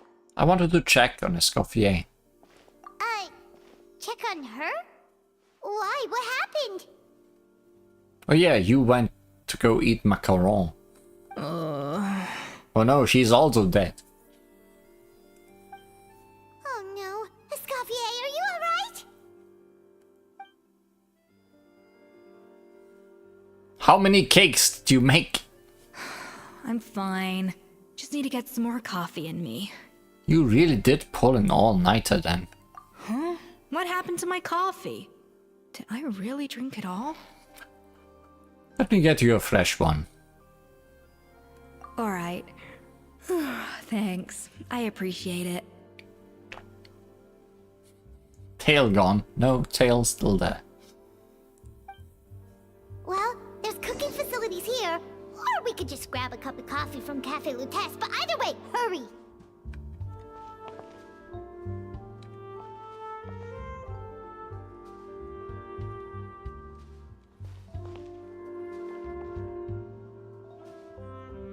Wow, choices. If you want tea or water, just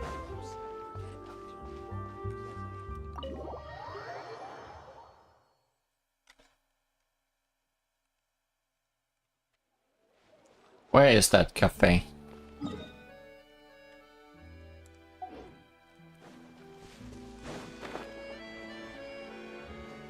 Oh, this cafe. Sure.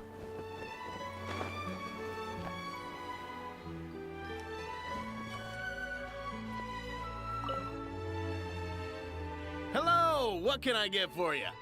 I need coffee. Stat. Sure thing. We're here to go. To go, please. I'm grabbing it for a friend. Huh? Oh, I see. First cup of the season. Yeah, I get it. Young people these days do love their little surprises. I need coffee, not talking. Not convinced we're on the same page here, but I'm not here to chat. Let's get this coffee to Escoffier.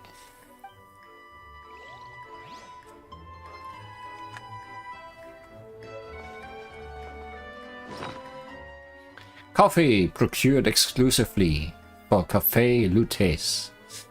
The smell alone is enough to sharpen your senses. Make sure to bring it to Escoffier.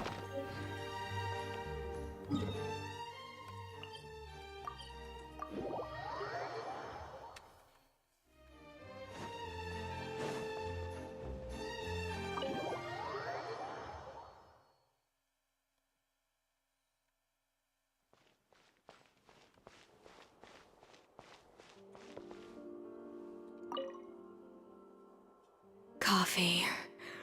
Need coffee. You have choices. No, but I'm using this. Because I will not be able to use this for anything else.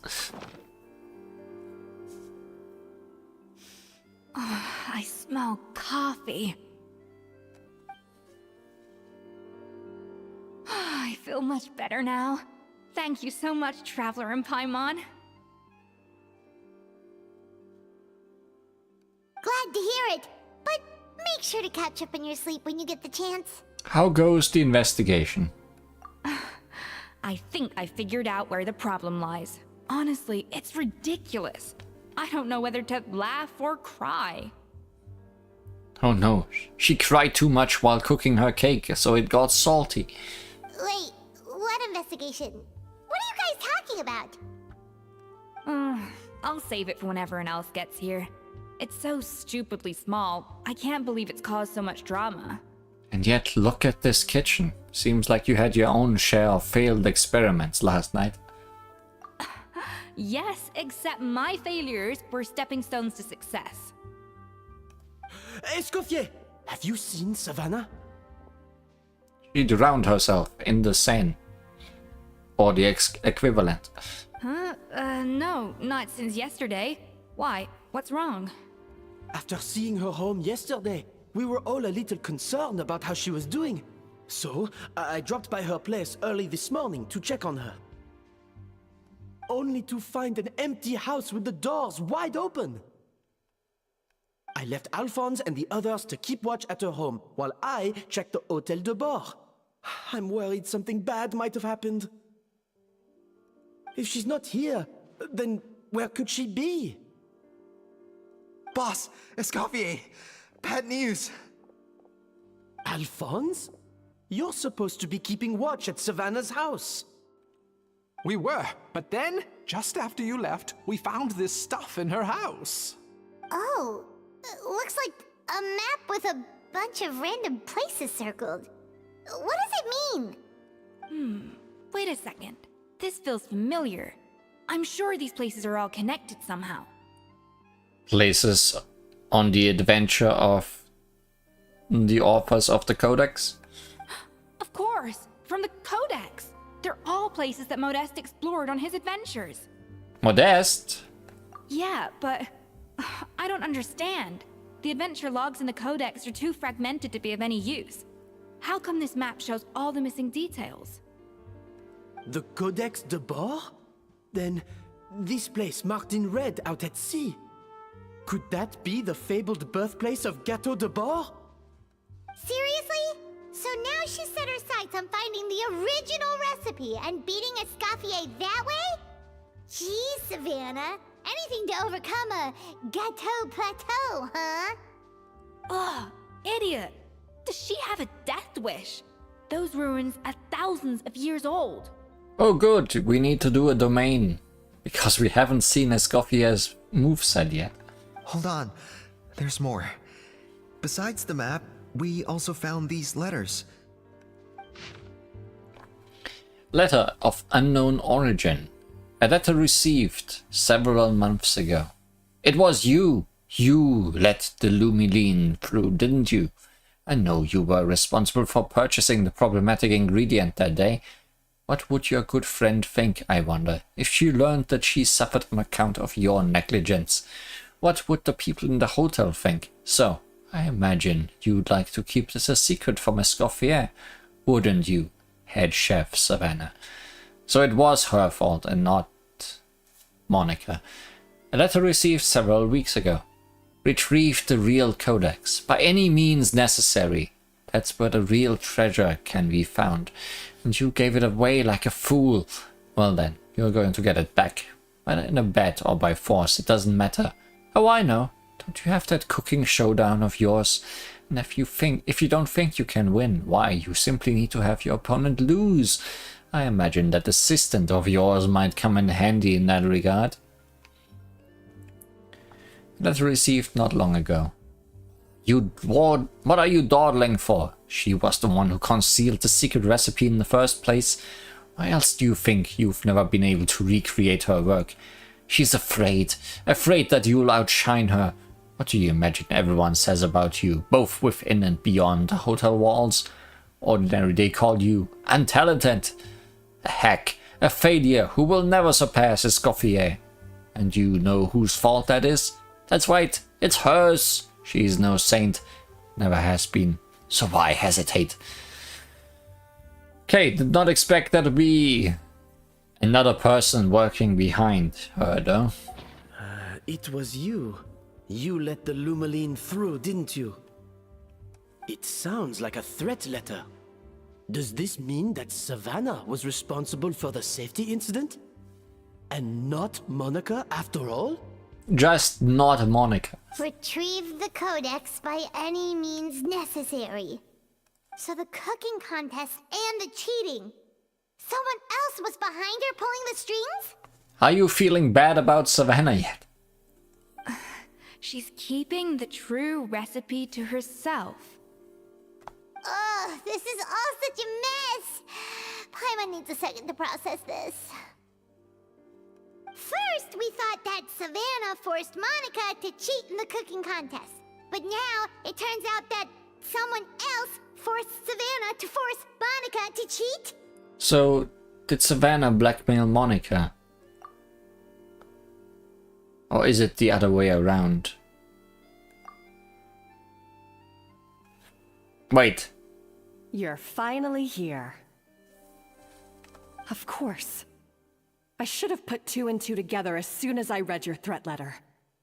The food safety incident, the demand for a cooking contest, the instruction to blackmail Monica. Even the suggestion that Escoffier was keeping secrets from me. It was all part of your grand plan, wasn't it, Monica? Just Monica. Never trust people named Monica. Life rule. Alongside Mustache.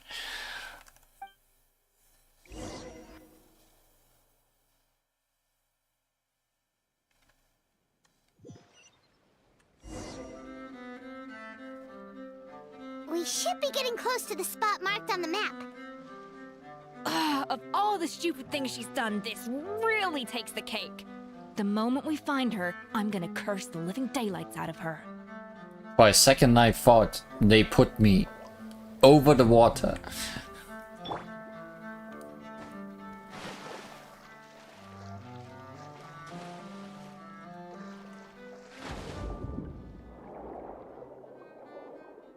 Which I guess wouldn't matter in Fontaine because we can go under the water.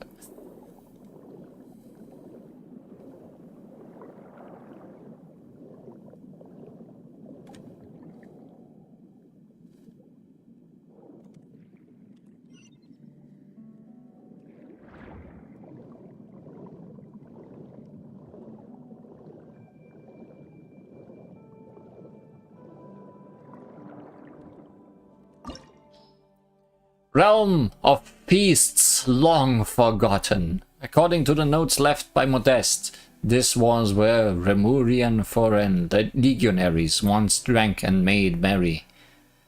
But the spirits have vanished into whispers on the wind, and the veil of dust sleeps over every glass.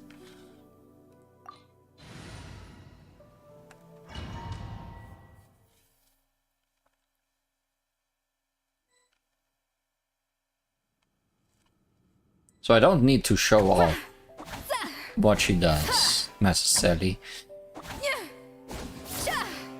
There's one thing to note about her elemental skill. A little amuse-bouche. If you press the button quickly, she creates this little machine that follows you around and shoots ice at enemies.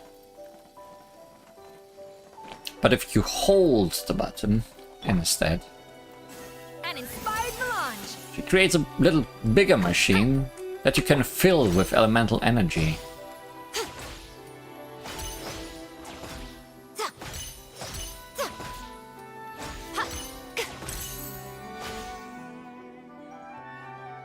And when it's done, it's supposed to give you food, but I guess that might not work. Because it's a trial.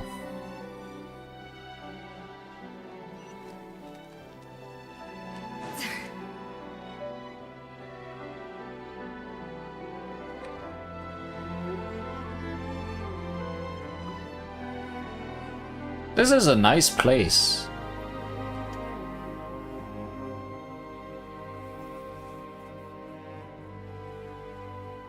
Whoa, this place looks like an underwater restaurant, doesn't it?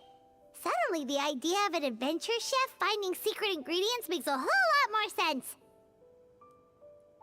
We could make a whole lot of money with this. If it wasn't dripping from the ceiling. Meaning, things are probably not safe. I think Modest's codex mentioned this place. A public bath from the time of Remoria.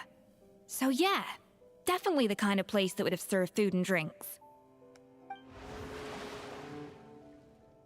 Huh? Some blubber beasts have come to join the party? How did they get here?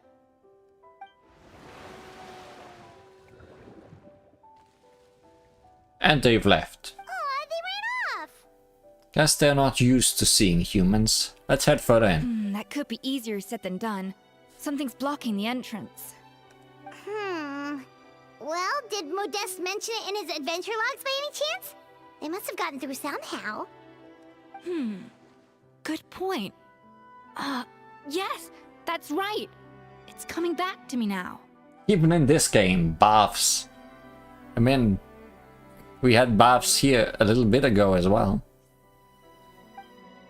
We prepared a banquet for our shy little guests, and as the food flowed away on the current, they broke into a joyous chorus, and the path opened to us. Oh no, it's a sushi restaurant. We have to feed the blubber beasts? With what? There's nothing here besides rocks, romaritime flowers, and lumitoile. Yay, Lumitron.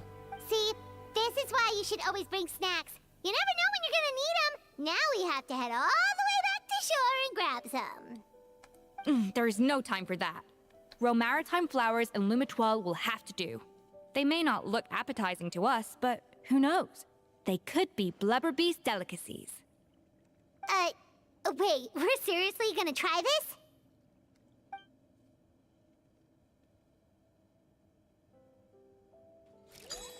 I'm surprised you are not making me collect them.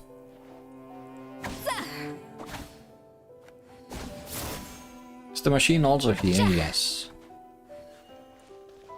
A dash of frosting.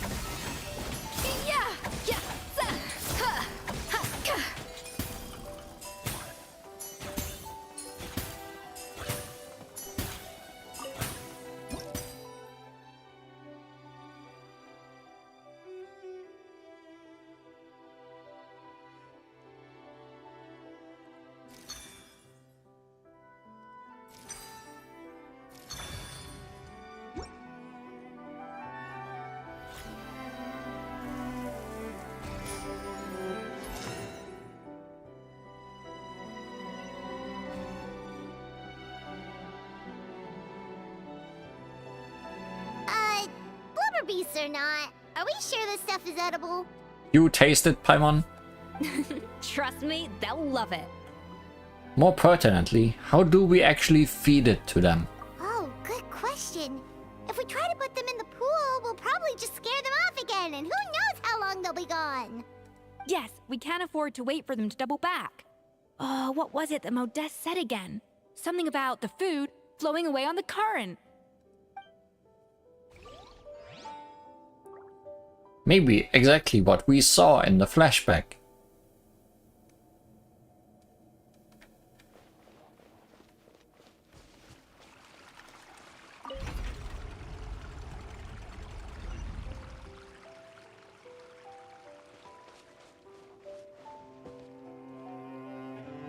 The tracks turned back again. Oh, so annoying.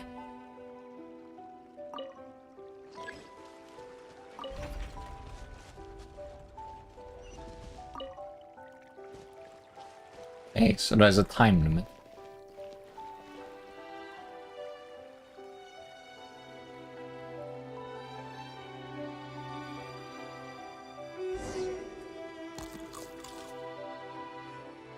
Wow, it's really singing! It must taste better than Paimon thought! That's one.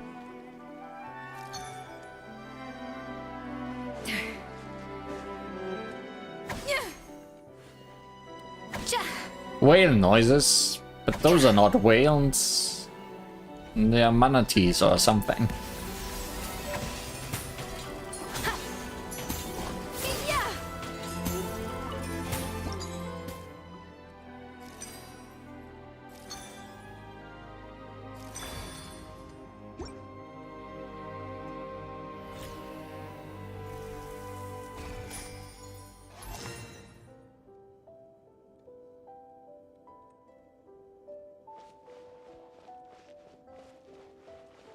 Okay, so now it needs to go over there.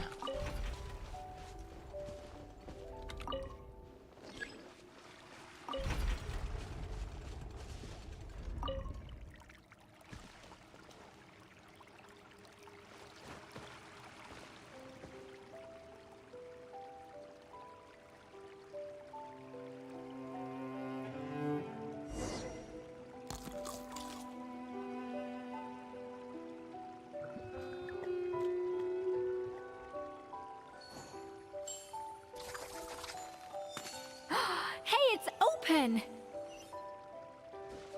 I got a lot of music-induced opening doors locks.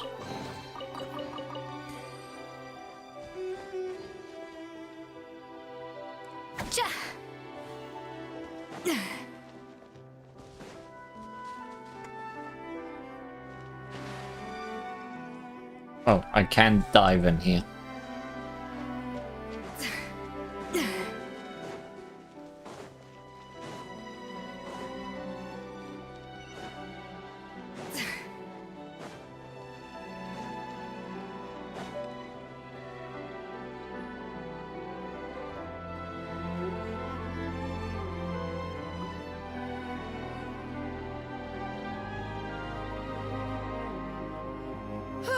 Hey, give me your water. Here.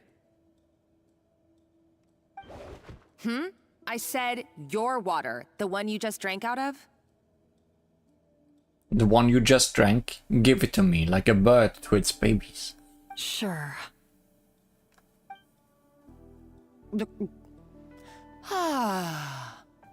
You don't poison me. All those years slaving away under Escoffier, and then you. Today, it's finally paying off. Not only have I found the ruin that Savelli kept hidden, but I also get to boss you around like my little lapdog. Hey, go scout ahead for me. If we need to do any more blast tunneling, I want to know where to lay the explosives. Did you not hear me? Get going. Why don't you do it yourself? Oh, when did you learn to fight back? You're always so compliant when I give you instructions by letter. That's because you threatened to expose me for the Lumiline incident. I swear, if I'd known what you were planning, I'd never have... Ha! Don't be so self-righteous. Admit it, you've always been jealous of Escoffier. That's why you lapped up everything I told you. You were terrified of her finding out about your part in the Lumiline incident, and you resented the way her reputation hung over you. So you jumped at the chance to convince yourself that she was the villain, that she deliberately hid her secret recipes from you just to hold you back. It was the only excuse you needed to justify getting back at her. First, idolization, then jealousy, suspicion, and self-deception. That's what this comes down to. It was the same story with Savelli and my ancestor. Ah. He offered Modeste his friendship only to murder him out of vanity. He promised to explore the world with him, only to later destroy all records of their adventures. It's a miracle I even found this place. You have no idea the countless hours I spent piecing it all together.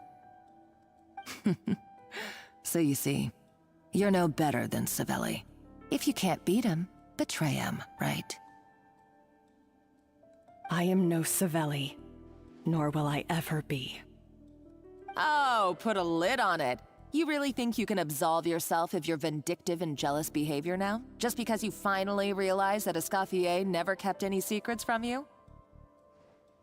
You didn't show any remorse when she left, or in the cooking contest. Why start now?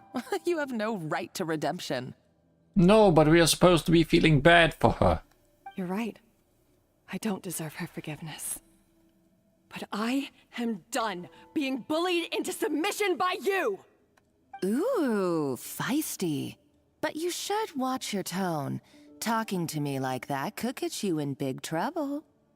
I somehow doubt that, since I poisoned both our water bottles.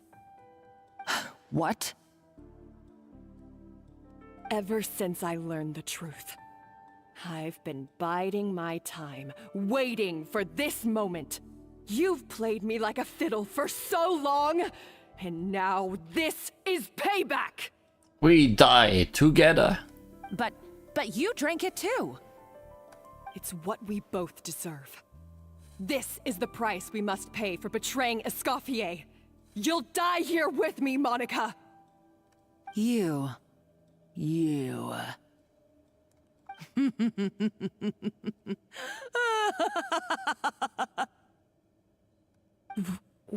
What's so funny? Oh, you're too much.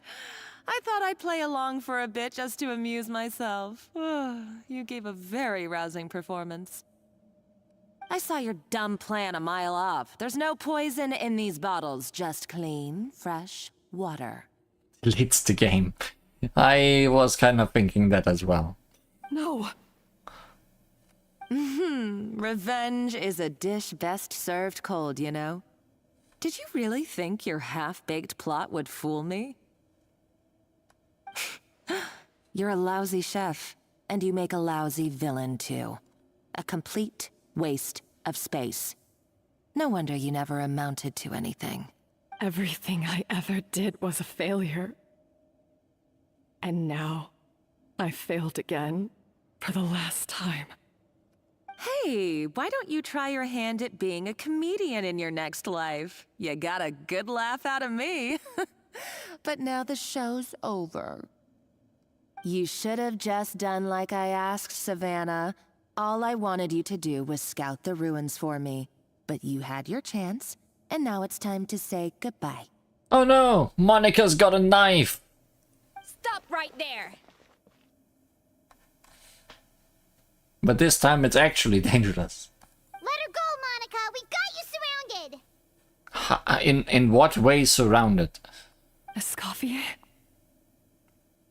Ugh, looks like I'll have to keep you around for a little longer.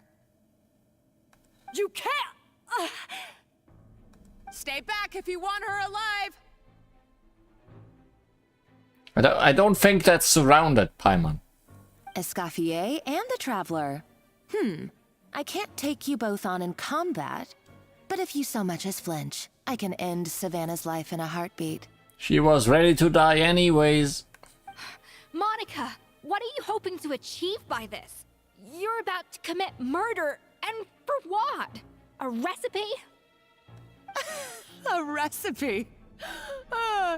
You chefs are all blinded by your myopic focus on kitchen affairs.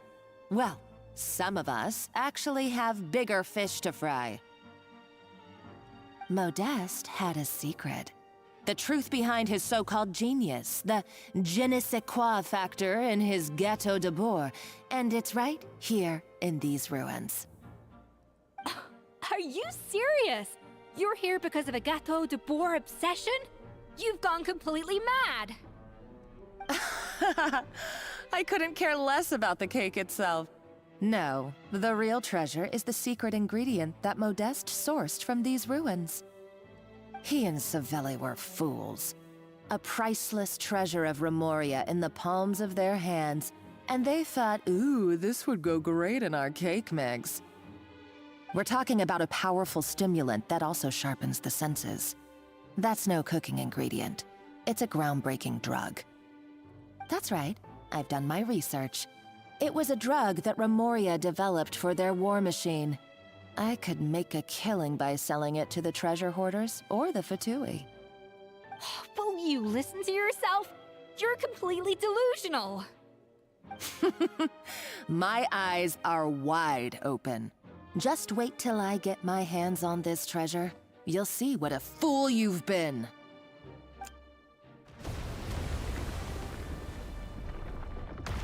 Wait, what's that sound? Why is it breaking down now? Just when I thought she couldn't get any crazier. She's lucky the whole place didn't collapse. Seems like she escaped in the commotion. Let's find another route and go after her. Uh-oh, Savannah's gone too! Monica must have taken her. Oh, what a coward. She's only taken her hostage because she knows that she's no match for you. Well, there's one piece of good news. At least Savannah is safe for now. That's true. Even if she finds the treasure, she'll need Savannah alive if she wants to get out of here in one piece. Oh, well, our path's been blocked, so let's look for another route.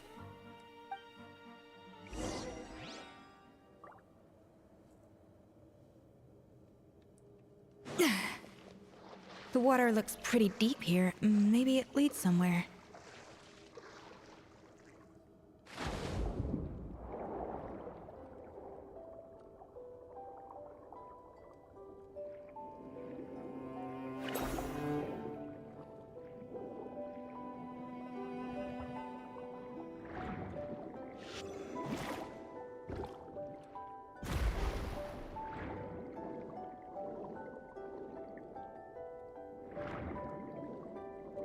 Crab! Has been uncrabbed.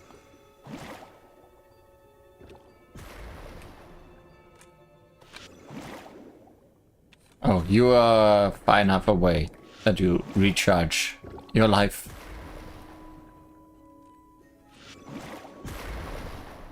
Sorry, crab. You have been surrounded.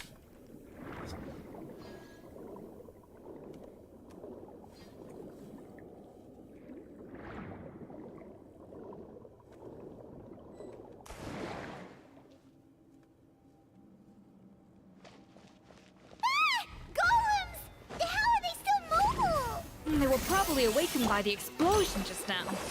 Alright, Nice Skills 101. Time for some rough chopping.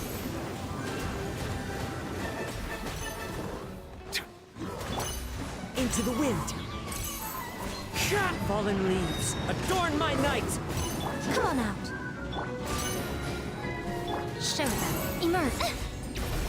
Right now. Bow your head. Come on out. I'm always watching. Emerge. Right now.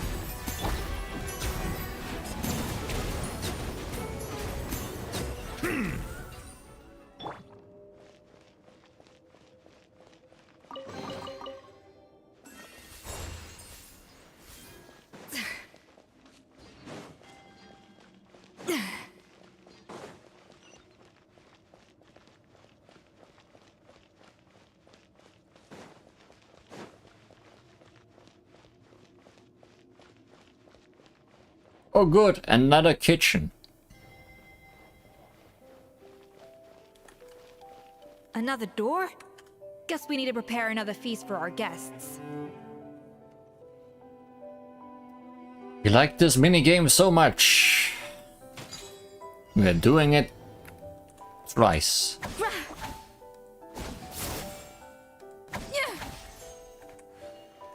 Off to the freezer.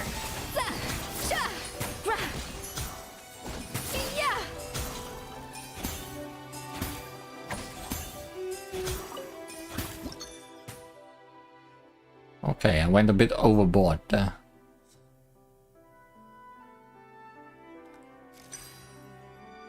And I don't have the correct stuff.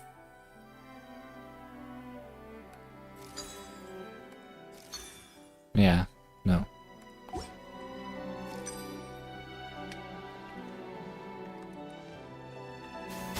I need the blue one. There we go.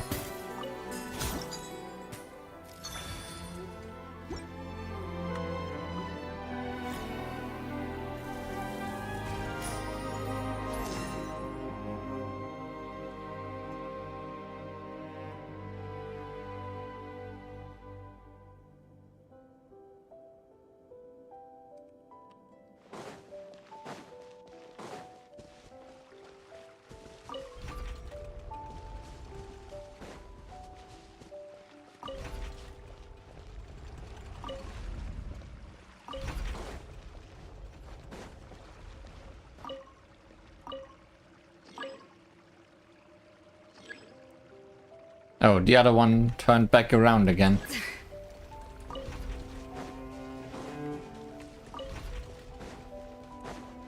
Don't be a thing now.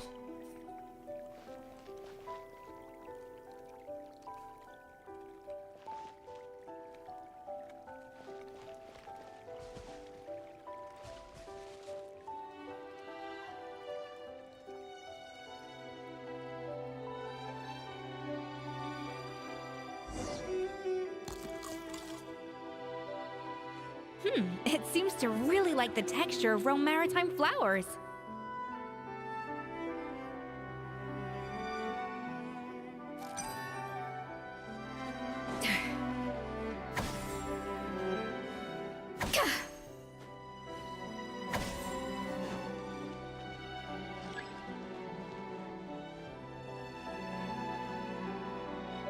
A little amuse-bouche.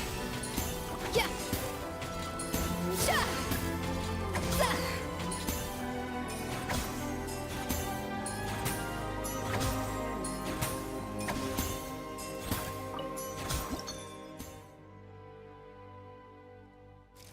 Oh. Easy then.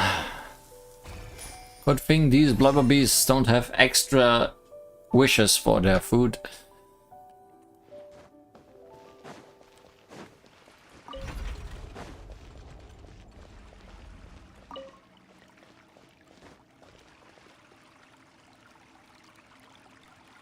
Whoa! Whoa, crab! Off to the freeze! Rest and rebuild.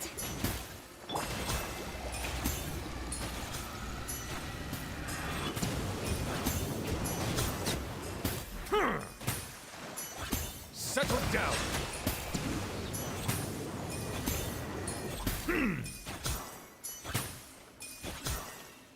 Wait, more crab? More crab. Show them. Right here. Emerge.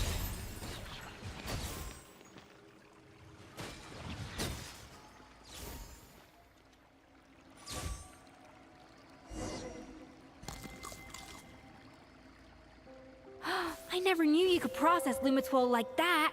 Alright, I've got to jot this down. Lumitwols and maritime flowers. This could open the door to a whole new world. Yep, that's literally the plan.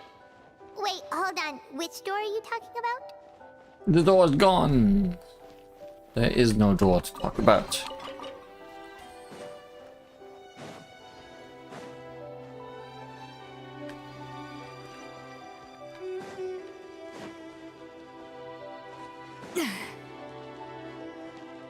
Nice view.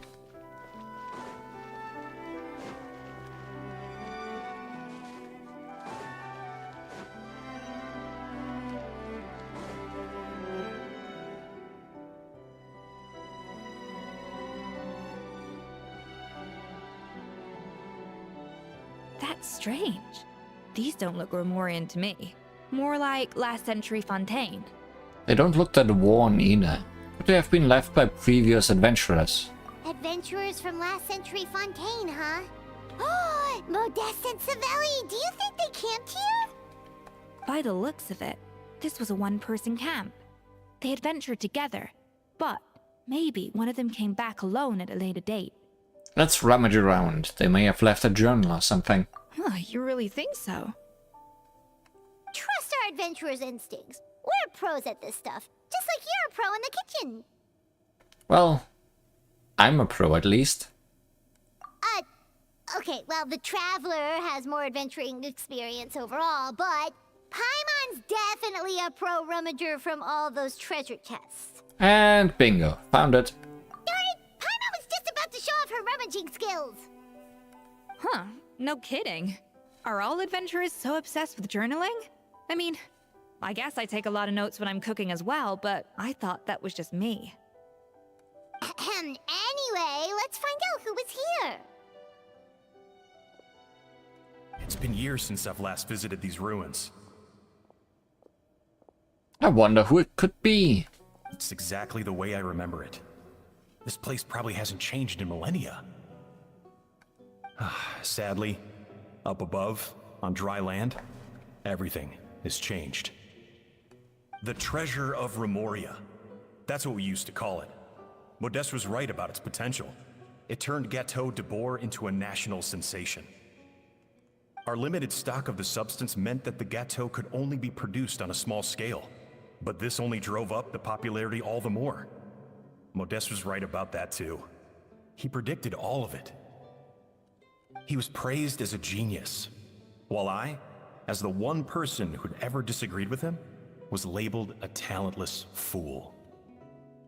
Modeste tried his best to console me, but I knew better than anyone just how great the gulf was between us. Our conversations grew scarce, and we saw less and less of each other. I didn't fight it. He had new friends and a career of his own. Why invite further disdain by inserting myself where I did not belong? I told myself that maybe one day, when I finally created a masterpiece of my own, I'd be able to face him without shame. Or maybe one day, when I've put these feelings of self-loathing behind me, I'd be able to ask him with a smile on my face, how about we go on one more adventure, for old time's sake? Unfortunately, that day will never come. Because I killed him. So it was Savelli. From the sounds of it, he came back after Modeste had already died. I always thought it was just a legend.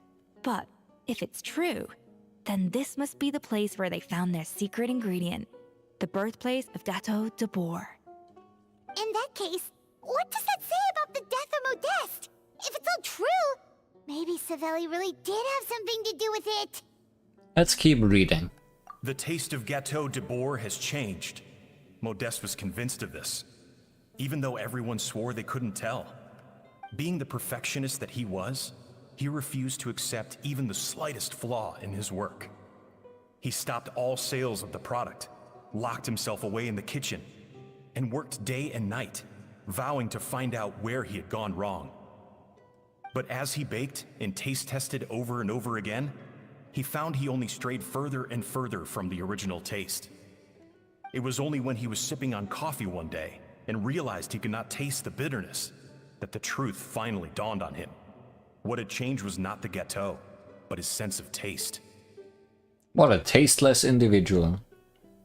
The treasure of Remoria stimulates the senses, taste included, and invigorates the spirit. In the short term, it offers people the ultimate gourmet experience, but in the long term, it dulls their senses entirely. In hindsight, it made perfect sense. After all, why would a culture that sought liberation from the constraints of their bodies care for the loss of their senses? But we realized it too late. We were just too late. Over the course of his many culinary experiments, Modeste exhausted the remaining supply of the treasure of Remoria.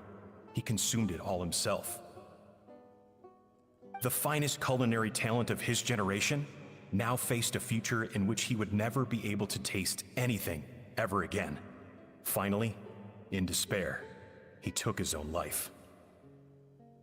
Well, that's 3 ways of him dying. And because we had become estranged, I could not be there to stop him, to offer some words of comfort, or even to say goodbye. Yet despite everything, he sent me his final letter. The treasure of Remoria? Guess Monica was really onto something. It really was a kind of drug. So, Modeste chose to end his own life. Then, why all the rumors that Savelli murdered him? Also, neither the Codex nor any other contemporary records make any mention of the treasure of Remoria. It's almost as if someone deliberately erased it from history. Modeste told me everything in his final letter. His was a tale of how even a genius could fail, and how much more devastating it is when it happens. Did he hope I would gain some personal catharsis from knowing the truth? Or maybe he wished for me to warn the public about the dangers of Gâteau de Bourg, proving that I had been right all along. But if the public ever learned how Modeste's greatest triumph became his undoing, his fall from grace would be swift and merciless. 1 minute a genius, the next a joke. It would surely spell the end for his restaurant too. What would be his legacy then?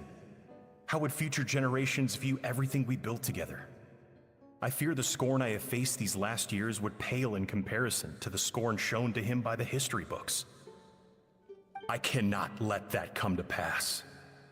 We are friends after all. I will do what I must to protect his name. It will mean tampering with his notes to remove the damning details, leaving mere fragments of our story behind. It may lead his family to suspect me of having a hand in his demise. But if that's the price of destroying all evidence of my crimes, then so be it. I would rather the world believe a tale of genius and jealousy than see his reputation in tatters. The final loose end is the evidence here, at the bottom of the sea. Oh no, we've got to stop Monica. Huh? What's wrong? Didn't we say Savannah should be safe for now? So we thought, but if Monica finds out what happened to the treasure, there's no telling what she might do. Well, before this conversation started, I saw a stone tablet somewhere. Barely legible engraving. The barbarians who take this are gradually losing part of there is no cause for worry. The desire to break free from forms of flesh and blood is also the first step to guiding them toward accepting civilization. Okay then. Oh, that's the way we are supposed to go anyway. To stop Monica.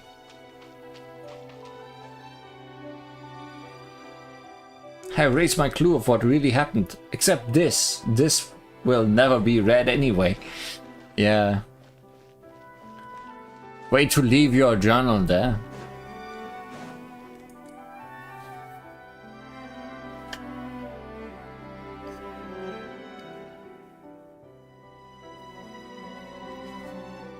The treasure of Remoria.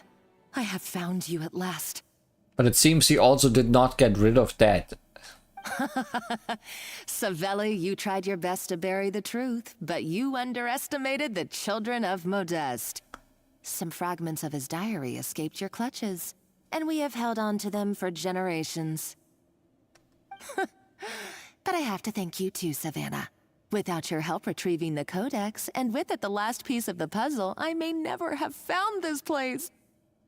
But now, finally, the secret to Remoria's military might is within my grasp. The treasure of Remoria is mine! People just like leaning on tables today. Also, those statues standing right and left to you. I have a feeling this might be a trap.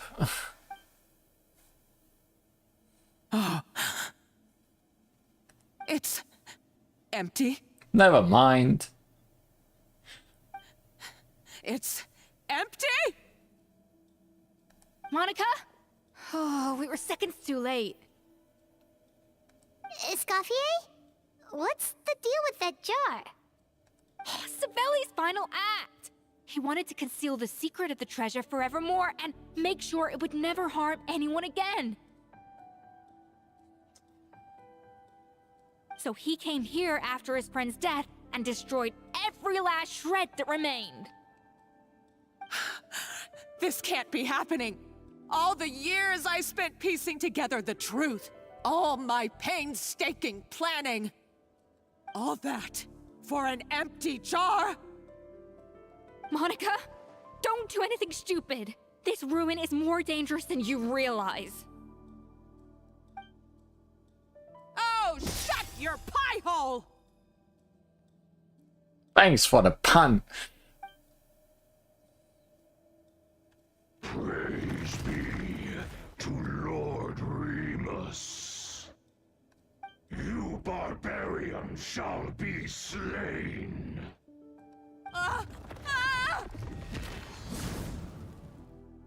Off with her head.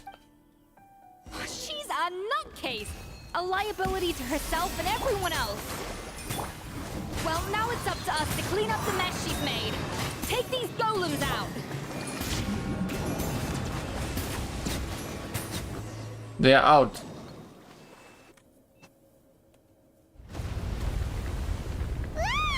Why is this place still shaking? Maybe it's because of the fighting. Or maybe because Monica was too trigger happy with her explosives. Either way, it's all her fault. Enough chit-chat. Let's get out of here, Traveler, Escoffier, come on! Yeah, just leave those two. They both deserve it one way or another. Okay, I'm coming. Someone has a gun! Oh, no you don't. If I can't get what I want, neither will any of you. I thought having a knife was bad. I've got nothing to show for my life's work so far. But if I can take another so-called genius down with me in my final moment, then it was all worth it. Hey Monica, hey Savannah, it's time for your redeeming moment. Hit her from behind. You're a psycho! Well, she's called Monica. Thanks, Savannah.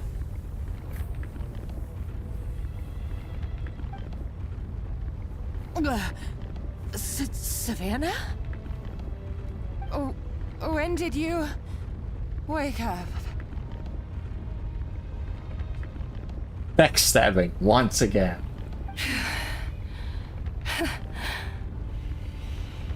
I may be a lousy chef, but it looks like I'm not a complete waste of space. Hey, we need to go. Traveler? Okay, let's go! We are just leaving Monica, huh?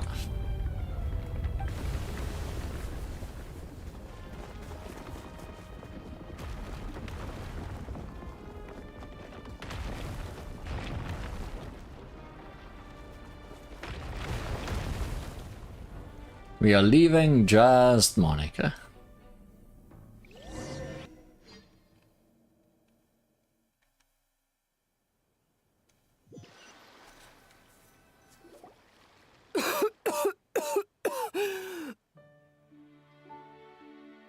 Escoffier! Savannah! Traveler! And Paimon! Venejem! What are you all doing here? What did you expect us to do? Stay at the restaurant and sit on our merry derrieres? While the Traveler and Escoffier were out here risking their lives? We had to do something. Even though that something ended up being, well, waiting for you here instead. I don't deserve any of you. And I certainly don't deserve to be your head chef. That a French for but I think so very much. Grab. It was my fault Escoffier had to leave. Then I couldn't live up to her standards. I acted like a tyrant in the kitchen. And now I almost got myself killed. And now you go to prison. Come back, Escoffier. Come and be our head chef again. I'll never be able to replace you. Especially from prison. Okay, so everything I said to you the day I left, it just went in one ear and out the other? Huh? Sorry, I was kinda in my own head at the time. All I could think about was the Lumiline situation. What was it you said again? Forget it. It doesn't matter. Anyway, I didn't leave this job because of you. And you're not nearly as awful a chef as you think. If you were that bad, why would all your staff show up here for you? No, Escoffier, that's your staff. Escoffier's right. Sure, you nitpick our work and get us to do things over a lot. But when it comes down to it, you're the one who's always doing whatever it takes to make sure the customers get served on time, every time. Things were pretty rough after Escoffier left, and Savannah's the only reason we've been able to make it through. Our customers know that Escoffier doesn't work for us anymore. But the fact is, they keep coming back. If that's not an endorsement of your work, I don't know what is. At the end of the day, we're all human, and we all make mistakes. All we can do is recognize where we get it wrong and do our best to improve. That's all that's humanly possible. Are you feeling bad for her yet? No, I get what you're saying, but what I did to Firmin and to Escoffier, it's unforgivable. Yes, Savannah. You're the only person with reason around here. Well, about that, there's someone else here to see you, Chef. It's been a while, Chef Savannah. Well, at least we can be sure that he does not have a knife. Firmin? I'm so sorry. I put far too much pressure on you. And the way I stubbornly refused to go and see you after you fell ill. There's no excuse. But I'm too late, aren't I? The damage is done. I heard that you can't even hold a kitchen knife anymore. Actually, I think I'm going to be just fine. Huh? We thought Firmin's problem was purely psychological in nature. But after the threat letter came to light, it got Firmin thinking. And then he remembered the tea that Monica used to give him every night. Damn you, Monica. And as it turns out, she was lacing it with Lumiline the whole time. Damn you, Lumiline. No way! Doesn't that cause nerve damage? It can. High doses pose a risk of serious nervous and sensory complications. But if you calculate the dosage carefully, you can control the extent of its effects. A small dose might simply make a person more emotional, whether that mean more fragile or more hot-tempered. No wonder it seemed like you'd lost your edge. I asked my friends at the Fontaine Research Institute about it. They said that with the low dose I was taking, the risks are pretty small. They also fixed me up with some meds and said I should recover in no time. You're already sounding a lot more confident. Well, that's what happens when you give someone a little bit of hope to cling on to. There's more. We believe that Firmin was likely not Monica's only victim. I mean, someone else's emotions changed. You mean she poisoned me too? Oh, so that's why Savannah's been so irritable this whole time! Let's not be too quick to blame everything on the Lumiline. That stuff can only amplify what's already there. So tasty food will seem like the most delicious thing in the world, while food you don't particularly care for will become utterly revolting.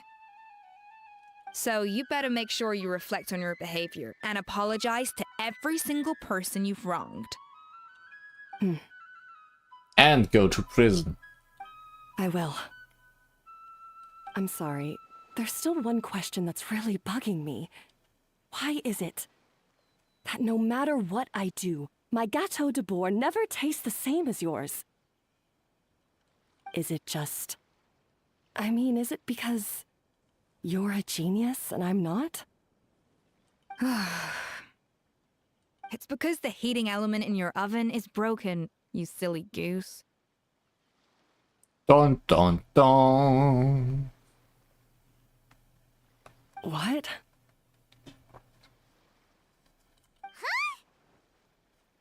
Is that it? I felt like something was off during the cooking contest. Once I got around to checking all the equipment, I noticed it right away. There was a half-degree discrepancy between the temperature setting and the actual temperature. All the ovens in the whole kitchen had the same problem, which confused me at the time, but by this point, it's pretty obvious that Monica must have tampered with them. Just always her. I would have figured it out the day of the bake-off, since the issue affected both our teams.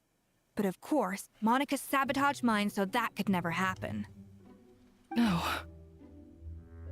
I spent so long trying to find out where I was going wrong, and then you pinpoint the problem in just one night? It all comes back to one simple, undeniable truth. You're a genius. And I'm just plain old Savannah. Oh no, she baked not at 200 degrees, but at 199.5 degrees. It makes all the difference, apparently. Oh, cut it out! Stop the woe is me act for a second and just think. I came up with this recipe. You don't think that might have something to do with it? Do you know how long I spent perfecting my gâteau de bois? 3 years! 3 whole years! I know this dish inside out, back to front and upside down. And you've been head chef now for what, 6 months? If that? A couple hundred failed attempts, and you're gonna throw in the kitchen towel and declare you'll never be successful because you're not a genius. You clearly have no idea how many kitchen failures I've had under my belt, or just how long it took me to finally get my recipe to a level I was satisfied with. Genius or not, everyone makes mistakes. Modeste did, Savelli did, everyone does. You're only a lousy chef if you don't face up to your mistakes, learn from them, and then keep chipping away until you crack the problem once and for all. Surely you haven't forgotten all that. You were no lousy chef back when I handed you the reins. I haven't forgotten. And I'll make sure I never do. That's our head chef. Ha ha! Sounds like we won't need another changing of the guard in the Hotel de Bord kitchen anytime soon. Huzzah! Aw, what a perfect ending to a crazy journey. Look how happy everyone is. Except Monica. Monica is kinda dead. So you got your mojo back now? Yeah. Thanks to you, Escoffier. In fact, no. Thanks to all of you. Aw, friends again. So nice to see them finally settle their beef. Yeah, it's nice. But maybe not all their beef. Good. So now that's out of the way. It's time for payback. You cheated in our last bake-off, and I demand a rematch right now. Huh?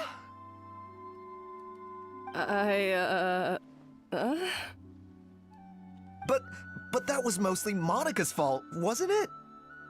Right. And also, does it have to be right now? Savannah's only just got her mojo back, and you barely escaped from a death trap. No excuses. This is a cooking contest between 2 top chefs, and nothing will stand in its way. So grab your spatula and get ready, because this rematch is happening today, right now, this instant. Hey, so, this whole time you were salty about losing? You bet. The second cooking contest commences now! This time, no more games, and no holding back!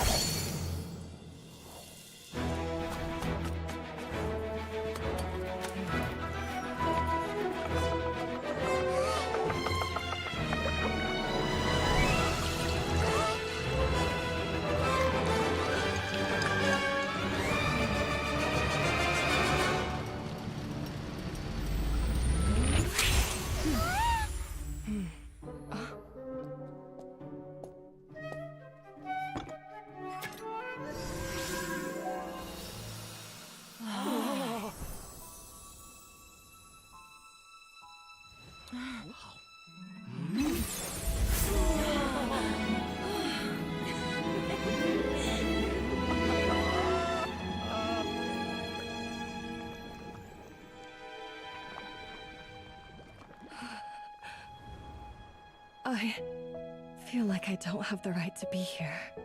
Hey, what are you so afraid of? You can't unbake it now. And if you don't serve it, then good or bad, you'll never find out how to improve. If you're too scared to fail, you'll never know what real success tastes like. So? Embrace your failure. Taste it. Digest it. That's the way to success. I don't know. Sounds like it's easier said than done. I'll do it.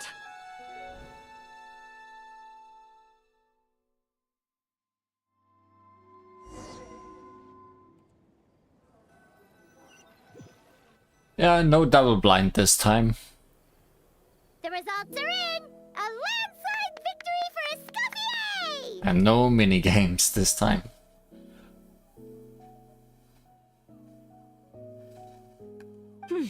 Quite rightly too. Piece of cake. But Hale seems very happy with the results.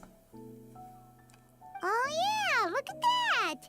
Savannah looks pretty chipper too, considering she lost. This wasn't for you, was it? You did this for Savannah's sake. Now, where were we? Yes. Do you have any more questions for me after everything that's happened?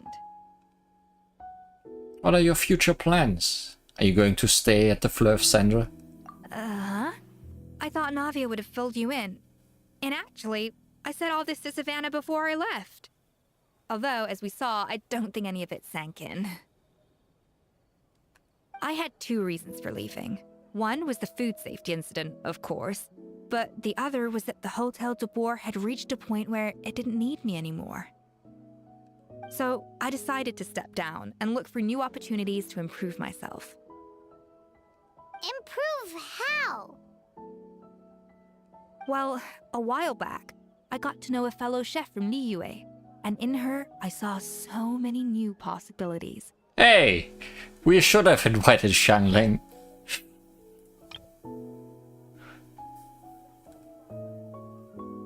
She has that same adventurous spirit that Modeste and Sibeli had in their youth. Slime mucus, lizard tails. With her, nothing's off the table.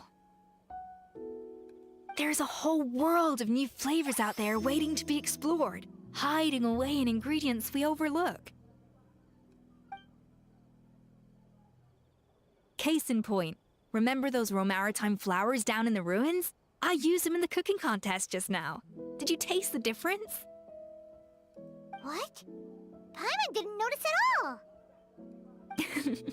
Half of the art of cooking is dissecting the recipes of previous chefs and figuring out the exact constellation of elements that gave their work its signature taste.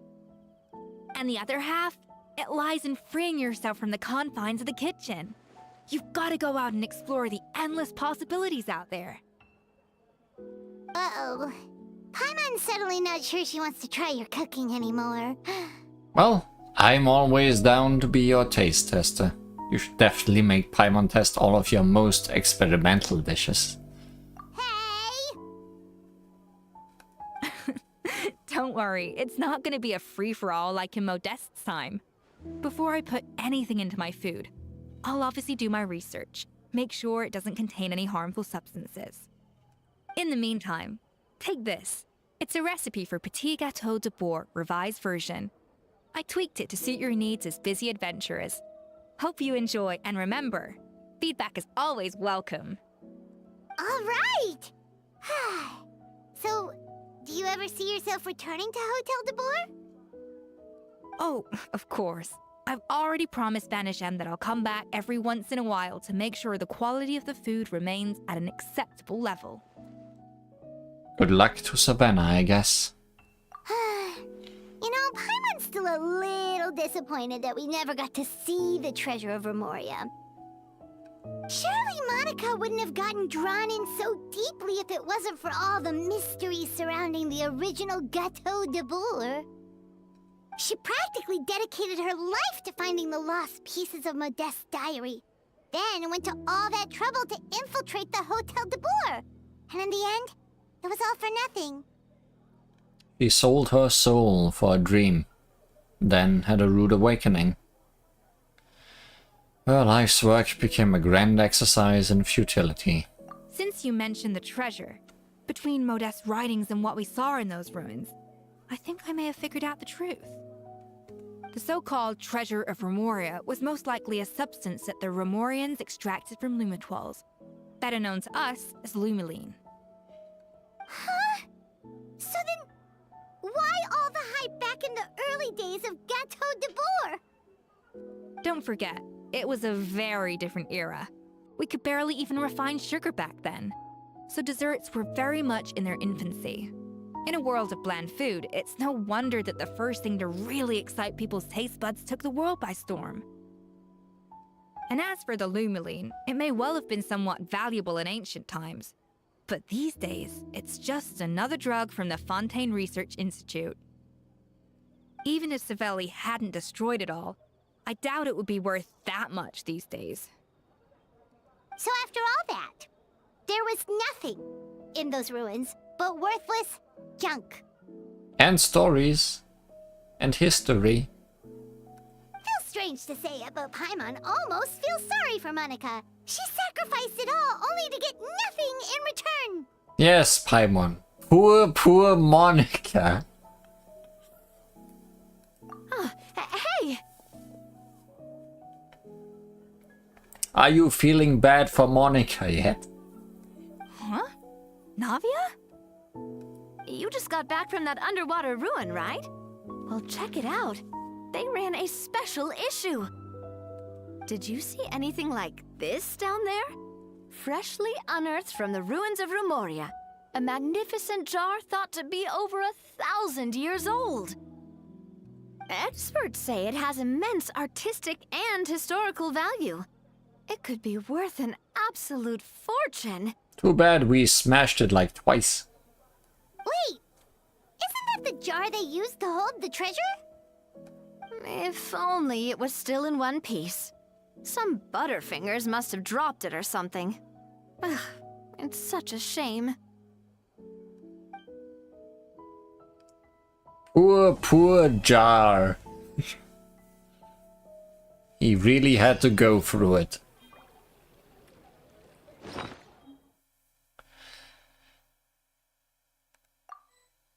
Yay. Learned a new dish. It was all worth it.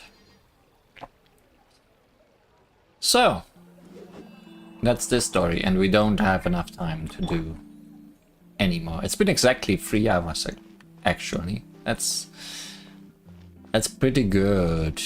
It's almost like it's supposed to be a sign. So, what's left in this version of the game, then?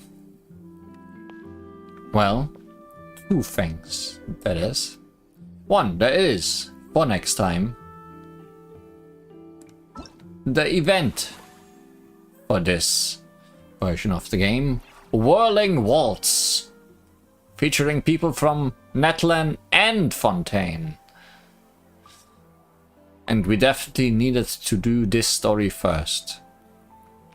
And then we have Paralogism, which is the main story update for this version of the game, and it sounds to be very exciting.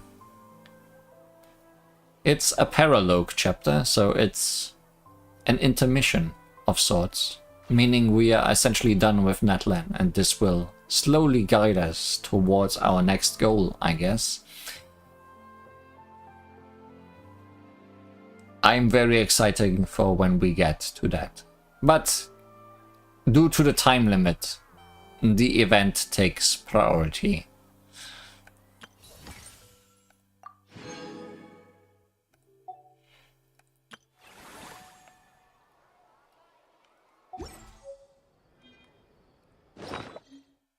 Secret Source Airflow Accumulator. Oh, it's a boss drop. Okay. Good to know. How does it taste? Not good, I guess. But that's all for today. Next time, more Escoffier. Definitely. Undoubtedly. Among other people. See you well when we cook again. So much cooking in my games.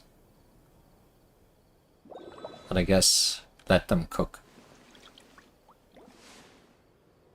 Goodbye.